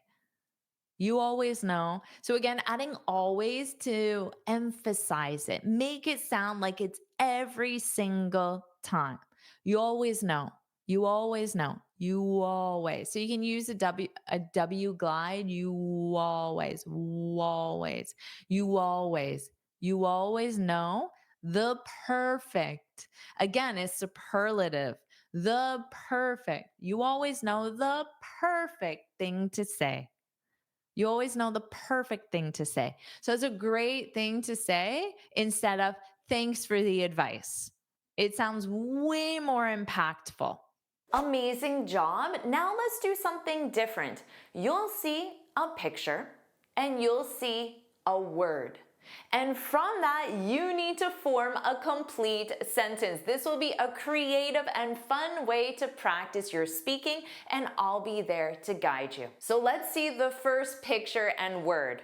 One smart student said they have just got the key for their lovely new home. Exactly. Very nice. So the subject can be they because we have two people. Now, what is she holding in her hand? It's a key, one, or it's keys, plural. Now, on the key, we call that a key ring. So that the circular piece of metal that holds your keys, we call that a key ring, a key ring. But you can absolutely just say they got the key, which is one key, or they got the keys, plural. And notice I'm using the article the because it's not just any key, it's specific keys, the ones they need, the keys they need to unlock the door and their open the door to their new home, to enter their lovely new home, their lovely new house. You can call it a house or you can call it a home. A home represents the location where someone lives. It could be a condo, an apartment, it could be a tent, any type of structure, any dwelling. If you live there, you call it your home, whereas a house represents a physical type of structure. All right. Now here, this is where it's fun because we can have one picture, but then we have different perspectives of the same thing. So Caroline said they have just got rid of a house, got rid of a house. So the expression here is to get rid of. I'll be honest with you, Caroline, we generally don't use that in the sense of selling a home because when you get rid of something, you permanently eliminate it, but it's more because you don't want it or don't need it anymore. It's not really a transaction of buying and selling, although it is possible to use. It's just not the most common way. I would say I would use the verb that you can see on the screen here in the picture. They have just sold and either a house, meaning any house, or their house, because the house belongs to them. You could also use the house representing a specific house, the house that they own, for example. Okay, Horatio. Oh, I just found these keys on the sidewalk. Exactly. And this is where I love these exercises because it shows how creative you can be. We have three completely different interpretations. An interpretation is how you interpret, how you see the situation. So the noun form is interpretations. We have three completely different interpretations. They're just walking by the street. Oh, look, I found these keys on the sidewalk. The sidewalk is the area of the street that's designated for pedestrians. A pedestrian is someone who is walking, who is walking. So, not the cars, the people walking. I just found these keys on the sidewalk. Exactly. Awesome job, everyone. Okay. And here, Beauty Solutions said they just bought a new house for the first time. For the first time. Exactly. I love that. For the first time. Let's take this. What about you? What about you? Is there something that you have recently done for the first time? Hmm. Put it in the comments just for fun. It could be anything. I baked a cake for the first time, for example. So share an example using for the first time in the comments. And notice they just bought. They just bought. So remember, everyone, just means it happened recently, but it depends on the time reference you're in. If I'm talking about my morning and I say, I just ate breakfast, well, because the time reference is short, it could be 5 minutes ago, 10 minutes ago. But let's say you're in the workplace and you say, I just got promoted. That could have been 6 months ago. But in the span of your 10-year career, 6 months sounds recent. So there isn't a set definition of when just is, but it's recent compared to the timeline that you're talking about.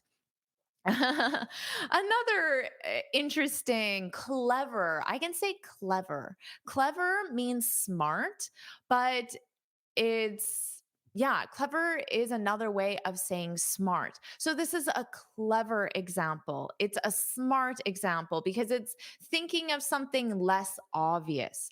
But what do we need to do with your verb? They just made a copy because it has to be in the recent past. She's holding the keys, so the action has already been done.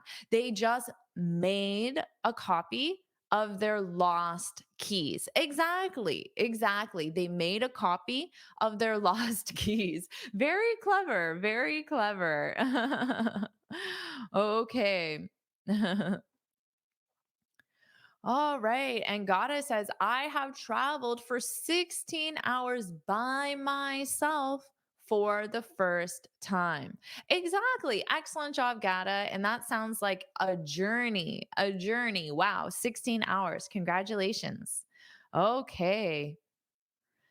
And Stefania says clever means intelligent. Exactly. Smart, intelligent. So someone might say, oh, that's a clever method. That's a clever answer. That's an intelligent answer.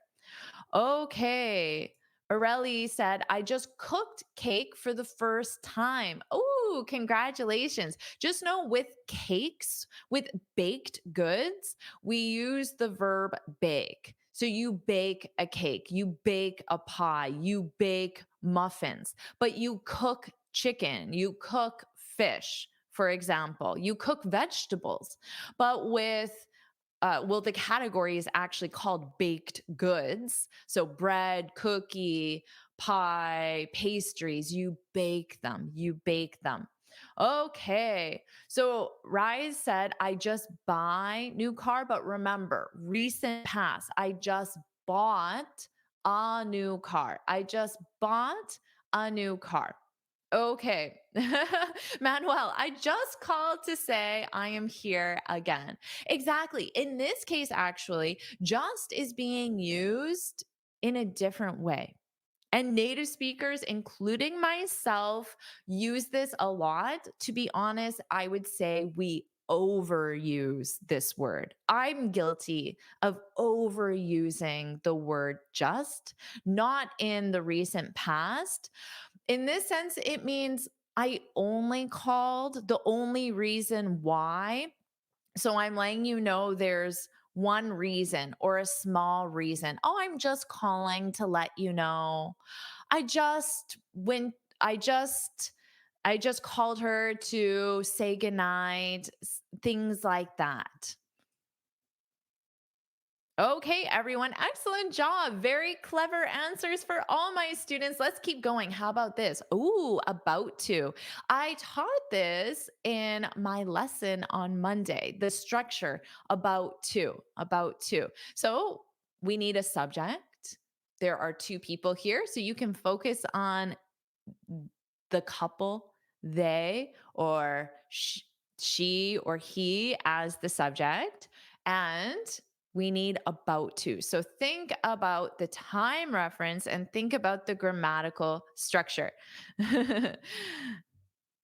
Anissa said, they're about to have a baby. Exactly. And then you could definitely say, probably not looking at this picture, but let's say a week later, they could call you and say, we just had a baby. We just had a baby. So, about to is in the recent future, but notice the sentence structure. You use about, and then you use the infinitive to have. And you're correct in also using the verb to be. They are about to have a baby. And then that's in the that's in the near future. And then in the recent past, we just had a baby. My wife just gave birth, for example. Okay, Philippe, she's about to give birth. Exactly. So that's another way of saying have a baby, but give birth is the actual the process when the baby leaves the mother. I like this one. Oh, sorry, I didn't click it fully. So Louise said, they're to be parents. Exactly. But just don't forget the key word here. They are about to be parents. So to be parents. And then they, the verb to be, are. And then about. They're about. They're about to be. And notice that pronunciation of the contraction. They are. Everyone repeat to me. There. There. Repeat after me. There. They're about. They're about to be. Now, when you have about to, so notice how I don't pronounce that T on about because there's already a T on to. So repeat after me about to. So I go about to, about to. So when I push out the to for about, I say the word to, about to. Repeat after me about to. Oh, Horatio, I really like this one. Their lives are about to change forever. Exactly. They're about to change forever. Very nicely done. And exactly, you can use this for any situation. This is something you will use as part of your daily speech. Also, just, you will use the recent past with just every single day. I certainly do.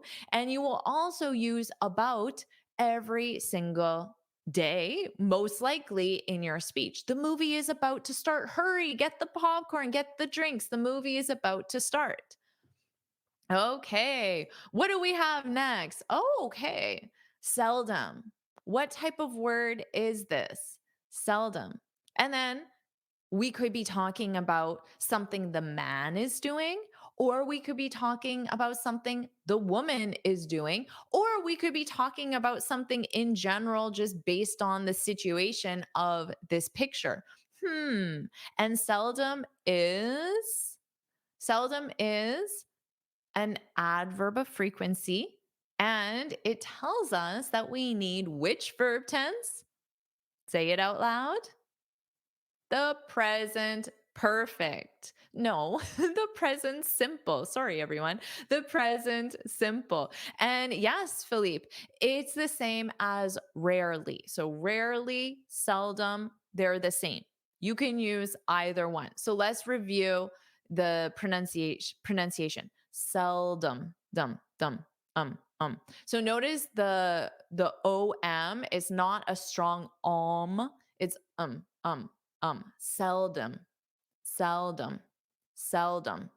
And the pronunciation of the word on the screen as well from Philippe, rarely, rarely. You can use either one. They mean the same. So remember, this is a keyword for the present simple. And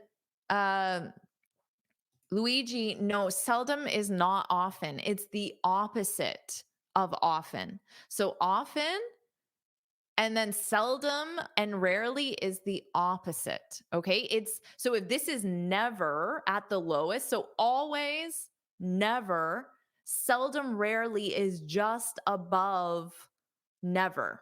Okay. And then often is just above or just below frequently, usually.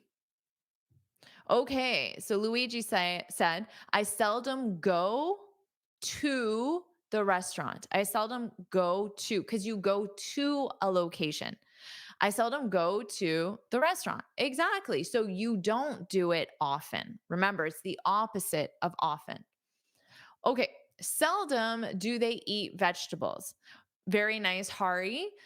Now, it would sound better to say they seldom eat vegetables. So your subject, your adverb of frequency, in this case, seldom, and then the action. They seldom eat. So that's the action, the verb. They seldom eat vegetables. They seldom eat vegetables. Okay. I saw one here that I wanted to share. Omarian said, Sarah, this woman, I love how you gave her a name. That's always very creative to give people names. Sarah seldom buys street food. So, do you know that concept of street food? Street food is food you buy. Of course, it's more on the street in the sense that it's not usually a restaurant where you enter and there isn't usually seating in a restaurant. There could be some tables and chairs, but it would be outside. And then this is also open to the outside. So the outside is all around them. That would be the category of street food. Now, if it is in a physical structure, we can call that a food truck, for example, a food truck, if it is in a truck. Okay. Oh, this is a great one. Sima said, I seldom eat spicy food. Exactly. And Rose, I seldom buy junk food to keep in shape. Yeah, exactly. I seldom buy junk food in order to keep in shape, to keep in shape. Exactly. Very nicely done. Okay. So Manuel, same thing. Instead of seldom does she eat hamburger, it'd be she seldom eats hamburger, but today she's in a hurry. Yeah. Oh no, I'm in a hurry. The meeting is about to start. So I need to quickly grab a bite. Grab a bite. That would be a great expression to use with a food truck or with street food, to grab a bite. That's when you get something quickly. Oh, let's grab a bite before the meeting. It's about to start, for example. Or someone might ask you, are you hungry? And you can say, oh, I just ate. I just ate. Ate in the recent past because you used just. All right. Awesome job, everyone. Very creative. What about this? Ooh, not yet. Not yet. What can we do here? So we have an activity. What's the activity that he's doing? What's the activity that he's doing right now? Who knows? He is. So we can say the activity that he's doing. He is, who knows? And then we have to think, okay, not yet. Not yet. All right. And Blackwater, yes. Thank you for summarizing. Seldom means rarely or not often. Infrequently, exactly. He rarely visits his relatives because we want the subject, the adverb of frequency, and then your verb. Now, because it's he, you need to add that S just like you did. Perfect. Thank you so much for summarizing that, Blackwater. Yes, and exactly. Doing dishes or washing the dishes. So, absolutely washing the dishes. And then native speakers generally just use the verb do as a replacement. Doing the dishes. Oh, and Akam said drying. Exactly. It looks like he is drying the dishes. You're right. Very nice. Okay. So remember, that is what he's doing, but we want a not yet action. So what could that be? What could that be? Hakim said, I haven't started yet. Exactly. You could say that. I haven't started yet. But what is started what? Started what? Hmm. Okay. Now, John, you have a great start to a sentence. We just need to work on the sentence structure. So, not yet. And you're right in the sense that washing dishes, drying dishes, or just the general term doing dishes. And in this case, you can use the dishes to mean the specific dishes that are dirty, the dishes in the sink, or you can omit the article. And native speakers usually omit the article and just say, oh, I'm doing dishes. I need to do dishes. But someone could say, can you help me do the dishes? So native speakers replace washing or drying with simply do. But for this case, you would want the present perfect in the negative. I haven't done chores yet. I haven't done chores yet. Okay. And Martina said, my brother, excellent job using a subject. My brother hasn't. So in the present perfect, we use has with he, she, it. He hasn't, has not. Repeat after me, hasn't. My brother hasn't cooked the dinner yet. Exactly. Very nice. Dan's K said he has not washed the dishes yet. Exactly. Now you can say has not, and then as the contraction, which native speakers use in spoken English, hasn't. Okay, excellent job. Ooh, Omarion said Mark hasn't yet finished washing the dishes. Yeah, the placement of yet is flexible. To be safe, you could always say Mark hasn't finished washing the dishes yet. So if you're not sure where to place it, it's safe to put it at the end of the specific clause, because this might be part of a complex sentence where there are two clauses, but at the specific clause you're using. Okay, excellent job, everyone. Wow, we have so many examples. That's great. Okay, so Monsoon said, I haven't written my email yet. Exactly. So I haven't written my email yet. And everyone, remember, because this is in the present perfect, it means you still have time to write the email, to cook dinner, to wash the dishes. All right. Excellent job, everyone. And Mr. Speed said, I have taken up new hobbies, not yet. Okay, so where will we make this negative? You take have and then you make the negative. I haven't taken up new hobbies yet. And if you take up a new hobby, it means you start a new hobby. Excellent job, everyone. Oh, what could we have here? So we have a crowd. That would be the name of all the people here. This is a crowd. This is conjugated as a collective noun. So this is conjugated as it. The crowd, it. Now, you could also focus on a specific person in this crowd. So you might say the man in the blue shirt, the man in the middle in the blue shirt, the man on the right in the orange shirt, for example. Or you can just refer to it as the crowd or the people. People is the plural of person. So people is conjugated as they. And we have now, which is an easy one for you, I'm sure. This is taking place right now. Okay. Dan's case said the concert is about to start now. Exactly. Very nice.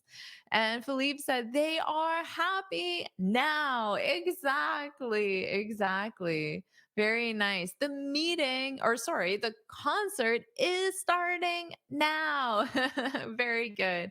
The crowd is cheering up the singer on the stage. Yeah, and just add now. Now, cheering. Oh, okay. I see. So if you cheer up the singer, it means you're making the singer happy, right? So right now, if I'm a little sad, you might do something to try to cheer me up, to make me happier. Maybe you say something nice in the comments, or you just give me a hug, something to make me happy. But the verb to cheer is like this: woo. So that is cheering, but to cheer up, to cheer someone up means to make someone happy. So it is possible the singer is upset. Maybe she broke her guitar and the crowd is trying to cheer her up. It's okay. We'll wait for you. Don't worry about it. Interesting. But you can also say the spectators, so plural, right? They are cheering. Very nicely done. So people who are watching something, a movie, a sports game, a concert, a parade, they are spectators. Spectators. All right, very nicely done. And cheer. Woo, you got this. Cheer. All right. Oh, isn't this adorable? Well, I certainly think it is, at least. But remember, we see something taking place now, but that isn't the keyword. The keyword is since last week. So you have to think about, well, what could be an action that started in the past and continues until now? Because that is the time reference of since last week. So this sounds like it's been taking place for a minimum of 3 days or 4 days, 5 days since last week. Okay. So don't just think about what you see in the picture now. We need something, an action with the continuation, and it started last week and it's still taking place now. All right. So since last week, I've been traveling with my dog. Exactly. Very nice. I've been traveling with my dog. So right now, she is not at home. Ah, now this is a good one. And Yvette, I was hoping someone would say this so I could correct it. Because when we have an action that happens at a specific moment in the past, there's no continuation to getting a puppy. That happens at a specific time. For example, we got the puppy on Monday, October 2nd. We got the puppy at 9 o'clock a.m., but there's no continuation to that action. So think about something that would have a continuation, started in the past and continues until now. Okay, Glendis, this absolutely works because a negative action can start in the past and continue until now, but you need the present perfect. She hasn't kissed her puppy since last week. She hasn't kissed her puppy since last week. Very nice. Okay, same thing, Luis. We need the present perfect. Emma hasn't seen her pet since last week. Exactly. You can absolutely say that. Monsoon says she has been playing present perfect continuous. She has been playing with her pet since last week. Exactly. Very nicely done. Okay, I haven't seen my little adorable Mike since last week. Exactly. I haven't seen him or her since last week. Very nicely done. Okay. Yes, exactly, Haval. I haven't seen my sister since last week. Maybe this has nothing to do with the dog. Maybe it's just the woman She owns a dog, but the point isn't about the dog. The point is that Haval hasn't seen his sister since last week. Very nicely done. I like that. Clever. Very clever. Okay. Excellent job, everyone. Hussein said he was taking time with his dog since last week. Yeah, but we want it in the present perfect. He has been taking time with his dog since last week. And to be honest, I would change take to spend. He's been spending time with his dog since last week. When you spend time with someone, it means that you socialize with someone, and you can absolutely spend time with animals. So he has been spending time with his dog since last week. Juan already has a nice sentence for us. I read a book every Sunday. Exactly. I read a book every Sunday. So, what verb tense is this? The present simple, of course. And what do you need to do with your verb in the present simple with the subject he, she, it? If it were she reads with that S, she reads a book every Sunday. Now, the placement of every plus day of the week is flexible. You could put it at the beginning. You could say, every Sunday she reads a book, or she reads a book every Sunday. Let's review another example and share an example in the comments. Even if you're watching the replay, share an example in the comments. And I want you to practice saying this out loud as well. So you open your mouth and say the words. Let's go to AK's comment. We go to a local market every Sunday. Exactly. So on this image here, you can see it says the word borough market. This is a market. That's the event. So you use the verb go to go to a market. Market is a noun. So you need to add an article, a market. You can add an adjective. Sometimes we say an artisan market, a craft market, a farmer's market, but you can just use a market to be more general. We go to a local market every Sunday. Nicely done. Excellent sentence. Okay, what else do we have? Layla says, I have English class every Sunday. Well, that's wonderful, Layla. And you're in English class right now. There's one thing that needs to be fixed with this sentence. And this is a mistake I see every day from all my students, beginner, intermediate, and advanced. Class is a noun. So you need to say a class and then you look at your adjective, English class. So now English starts with a vowel. So you have to say an English class. An. Repeat after me, an English class. An English class. An English class. So that's the only correction you need. Excellent sentence. Manfi says, every Sunday I go to market. What did I just explain? With English class. And the same thing applies here. Market is a noun. So you need a market, or if there's only one market in your specific area, you can use the article the because it's a unique market. I go to a market or the market to buy chicken. I love it. Nicely done. I like how you included more details. And this is a great way to sound instantly more advanced. Why do you go to the market? What's your opinion on it? Really nicely done. Okay.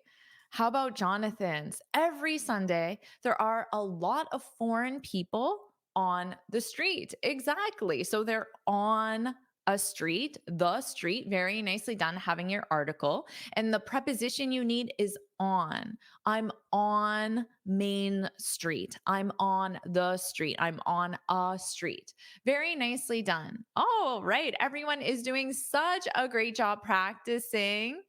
Now, let me ask you, Do you like this style of lesson? Are you enjoying this opportunity to practice speaking, getting correction directly from me? Well, if you like this, put yes, yes, yes, put yes, yes, yes in the comments and like this video as well. And make sure you subscribe if you haven't already so I can help you improve all areas of your English. So put yes, yes, yes, like this lesson as well. And let's keep going. Okay. Well, we have one man and we have the word frequently. Repeat after me. Frequently. Quintly. Quintly. Frequently. Notice that syllable stress. It sounds louder on which syllable? Frequently. Da da da. Frequently. The first syllable. Frequently. This is an adverb of frequency. It tells you what verb tense you need. And which verb tense do you need? Put it in the comments. You need the present simple. And frequently is something that you do as a regular part of your routine. So, out of 7 days in the week, maybe you do it 3, 4, 5, 6 times, but it is something that is a regular part of your routine. So, what could we say? And in the meantime, oh, wow, thank you, everyone. We have so many yeses in the comments. I am so glad you're enjoying this lesson. Rosa, thank you. Alan, thank you. Secret of success. I like that name. The secret of success is to practice frequently. And that's why you're practicing and speaking out loud. All right. Awesome job, everyone. Now, we have some more yeses as well. Woohoo. Anissa said, yes, of course. Awesome. And good morning, Judas, to you as well. Good morning, all the way to Brazil. All right. Now, Satyajit says he plays badminton frequently. Exactly. Really nicely done. An excellent job getting he and play with your S. Plays. He plays badminton frequently. Very nicely done. Okay.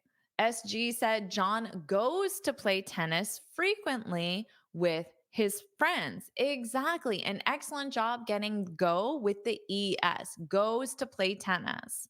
Now, technically, just for everyone, you don't need to say go to play. You could just say John plays tennis frequently with his friends. Very nicely done. All right, everyone.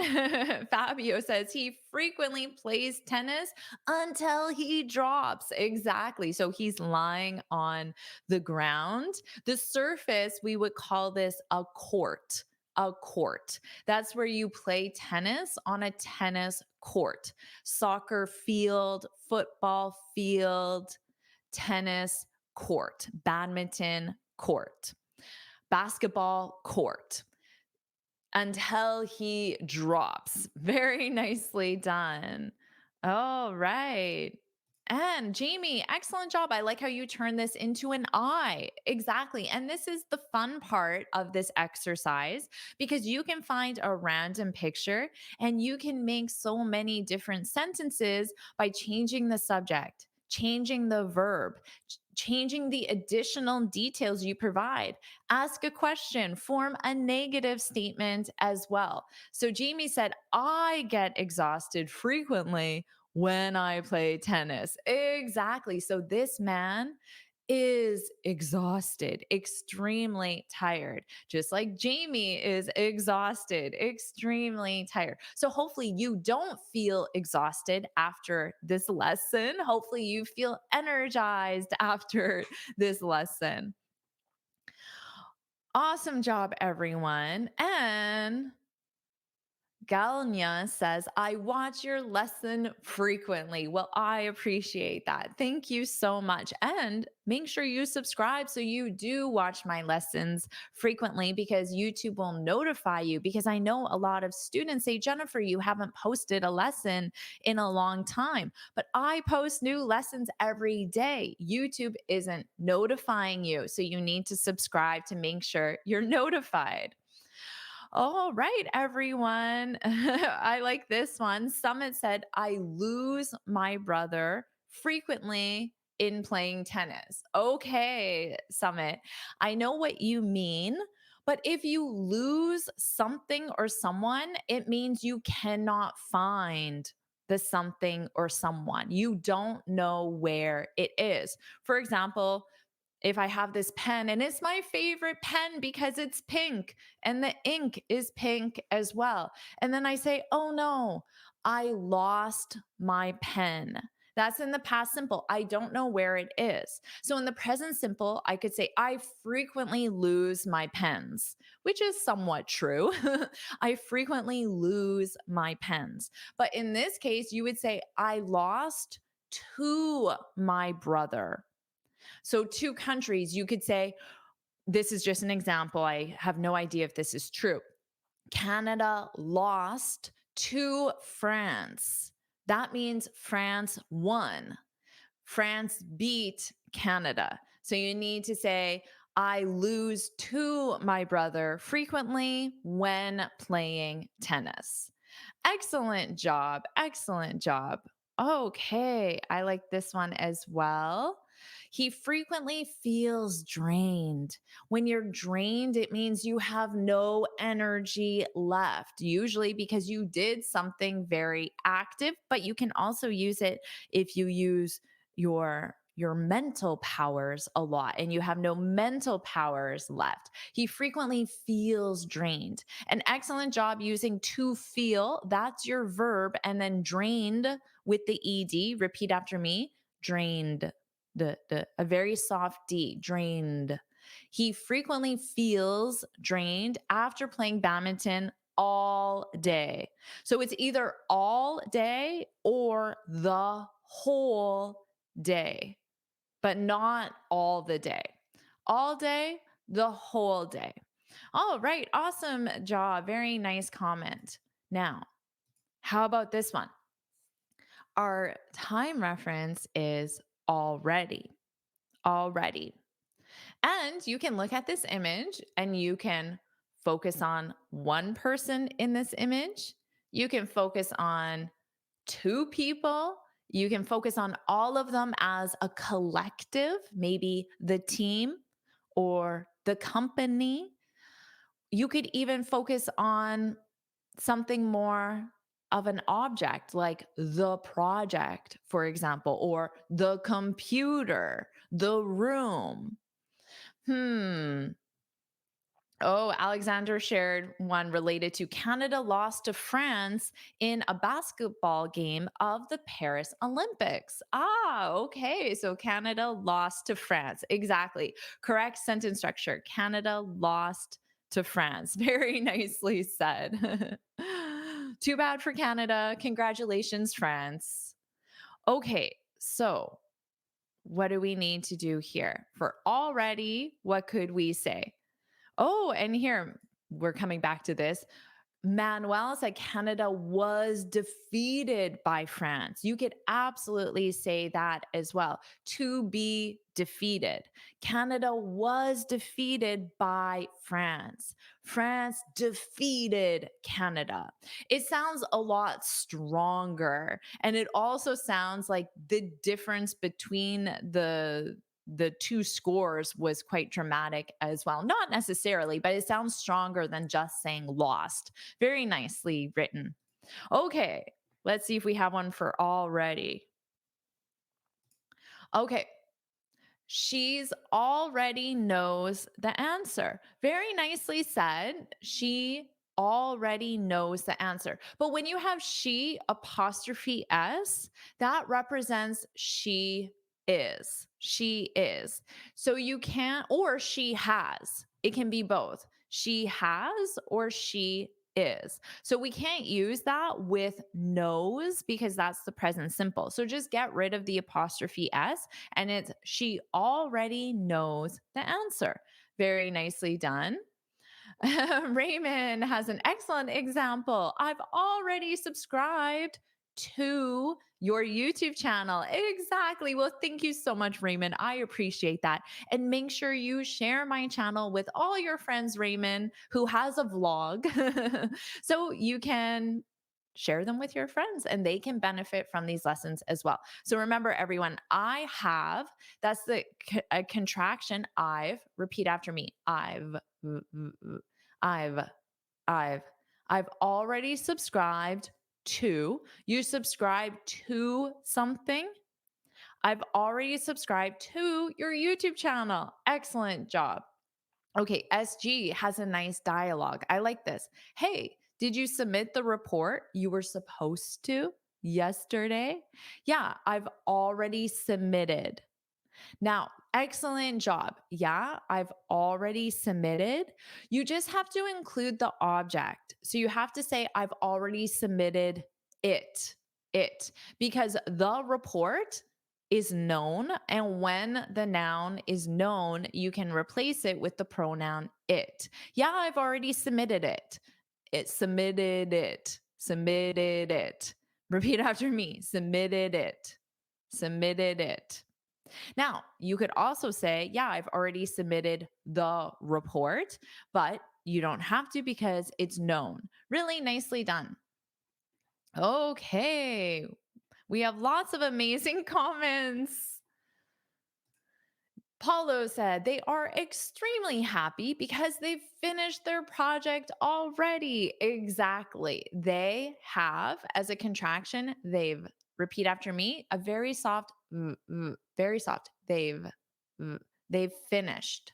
They've finished. And notice that pronunciation on finish in the past simple, it's a soft T. Finished. Very soft. They've finished. Repeat after me. They've finished. Excellent. And Summit said, you've already corrected my sentence. Yes, exactly. You've already corrected my sentence. You corrected my sentence 5 minutes ago because we don't use a specific past time reference, the word ago. We don't use that with the present perfect. So you would just get rid of the sense 5 minutes ago and just get rid of that. You've already corrected my sentence. Period. Really nicely done. Excellent job. How about this one? We have different subjects. You can speak about them individually. You can speak about them as a collective, which would be the family. It, the family is conjugated as it, or you could say they to refer to four people. People is the plural of person. So you can say they or the family, which is it, or you could focus on one or two people in this picture. And the time reference is right now. So, what verb tense do we need with the time reference right now? Right now. Let's see. Let's see some examples that my smart students have. And for all my amazing smart students watching the replay who aren't here live with me, make sure you practice, put an example in the comments. I will still see it and review it as well. And of course, make sure you subscribe and like this lesson as well. Okay. Well, Adrian said, right now I'm enjoying your wonderful lesson. I appreciate that. Thank you so much. And notice the verb conjugation, the verb tense is the present continuous. Most students know this, right? Because it's an action taking place right now. It's in progress now. So you need your verb to be conjugated with the subject and your verb in ing. An excellent job using that contraction. I'm enjoying. Very nice. Okay. Tess said, the family eats together right now. Okay, Tess, this is a great example because it teaches everyone the importance of looking at your time reference to understand what verb tense you need. So we use the present simple, eats, for routine. So every morning, always, sometimes, never. These are routine actions. An excellent job conjugating your verb. You conjugated it correctly. The family eats because the family is it. But right now is the present continuous. So you would need to say, the family is eating together right now. And the placement of right now is flexible. You can put it at the beginning or the end. Okay, so as Nadia said, they are eating breakfast right now. Exactly. So you can use they as a subject. And if you want to use a contraction, you can say there, there. They're eating. They're eating. So in spoken English, it's a very unstressed sound. There. Repeat after me. There, there. So that would be they, apostrophe RE. There. They're eating. They're eating breakfast right now. Okay, Horatio said, the family is cooking. Excellent verb conjugation. Our verb to be is. The family is cooking a new recipe right now. Exactly. Very nicely done. I like that. Is cooking a new recipe. Very nice. Oh, I like this, Manuela, because you have whip up. Does anyone know what the phrasal verb whip up means? We use the phrasal verb whip up specifically with food, and it's when you make, prepare, cook food quickly. So if you only have 15 minutes to eat lunch, you can whip up a quick lunch. You can whip up a sandwich. You can whip up an omelet or whatever you want to eat. Whip up some snacks if unexpectedly you have visitors. So you need to whip up some snacks. Remember to conjugate your verbs. So in the present continuous, they are whipping up breakfast right now. So they're doing it quickly because the kids have to get to school, mom has to get to work, dad has a Zoom meeting in 15 minutes. So they're whipping up breakfast right now. Very nicely said, everyone. And Manuel said Manuela. It's the first time I can hear this name. Interesting. Well, Manuel, meet Manuela.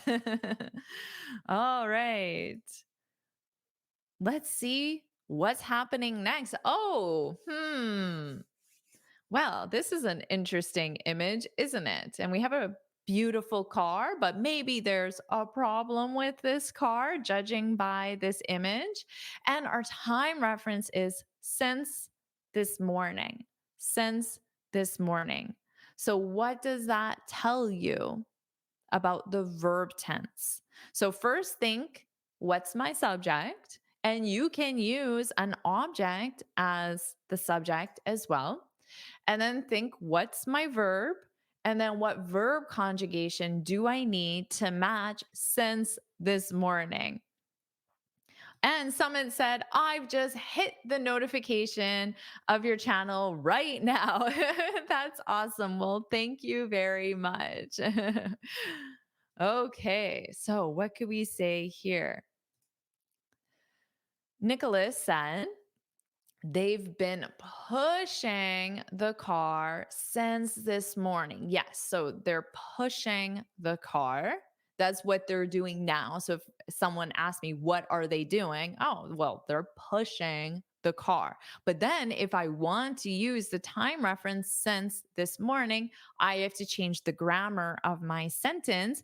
As Nicholas said, they've been pushing. The present perfect continuous is started in the past and it continues until now. They've been pushing the car since this morning and they are extremely tired. Okay. Ava said their car has broken since this morning. Exactly. Since this morning. There's only one thing you need to do. You need to say their car has been broken because it's to be broken. Broken is the adjective, and you need the verb to be. So you take that verb to be and then you put it in the present perfect because certain verbs do not go in a continuous form. So in this case, you wouldn't put it in the present perfect continuous because it's a state of verb. Their car has been broken since this morning. Exactly. Very nice. Okay. AK said the family has been having trouble with their car since this morning. Exactly. So here, our sentence structure is to have trouble with something, to have trouble with something. So let's say this microphone isn't working very well or it's not connecting. I can say, I'm having trouble with my mic. I'm having trouble with my mic. That is in the present continuous because it's happening right now. Since this morning, the family has been having trouble with their car since this morning. Really nicely done. All right, everyone. Great job. Well, that was a fun image. Not fun for them, I imagine. How about this one? Not yet. Not yet. So remember, you'll have to take that verb not and you still have to conjugate it. It lets you know that the sentence should be negative, but you still have to conjugate it with whatever auxiliary verb that you need. So in this case, you'll need an auxiliary verb to form the sentence. And for our subject, well, there is one very beautiful woman in this image, but maybe you could also talk about the scenery. You could talk about the project or the deadline or something else as well, maybe the team. So you can be creative with the subject as well. Okay, what could we say about this image? So Najib said, my project has not done yet.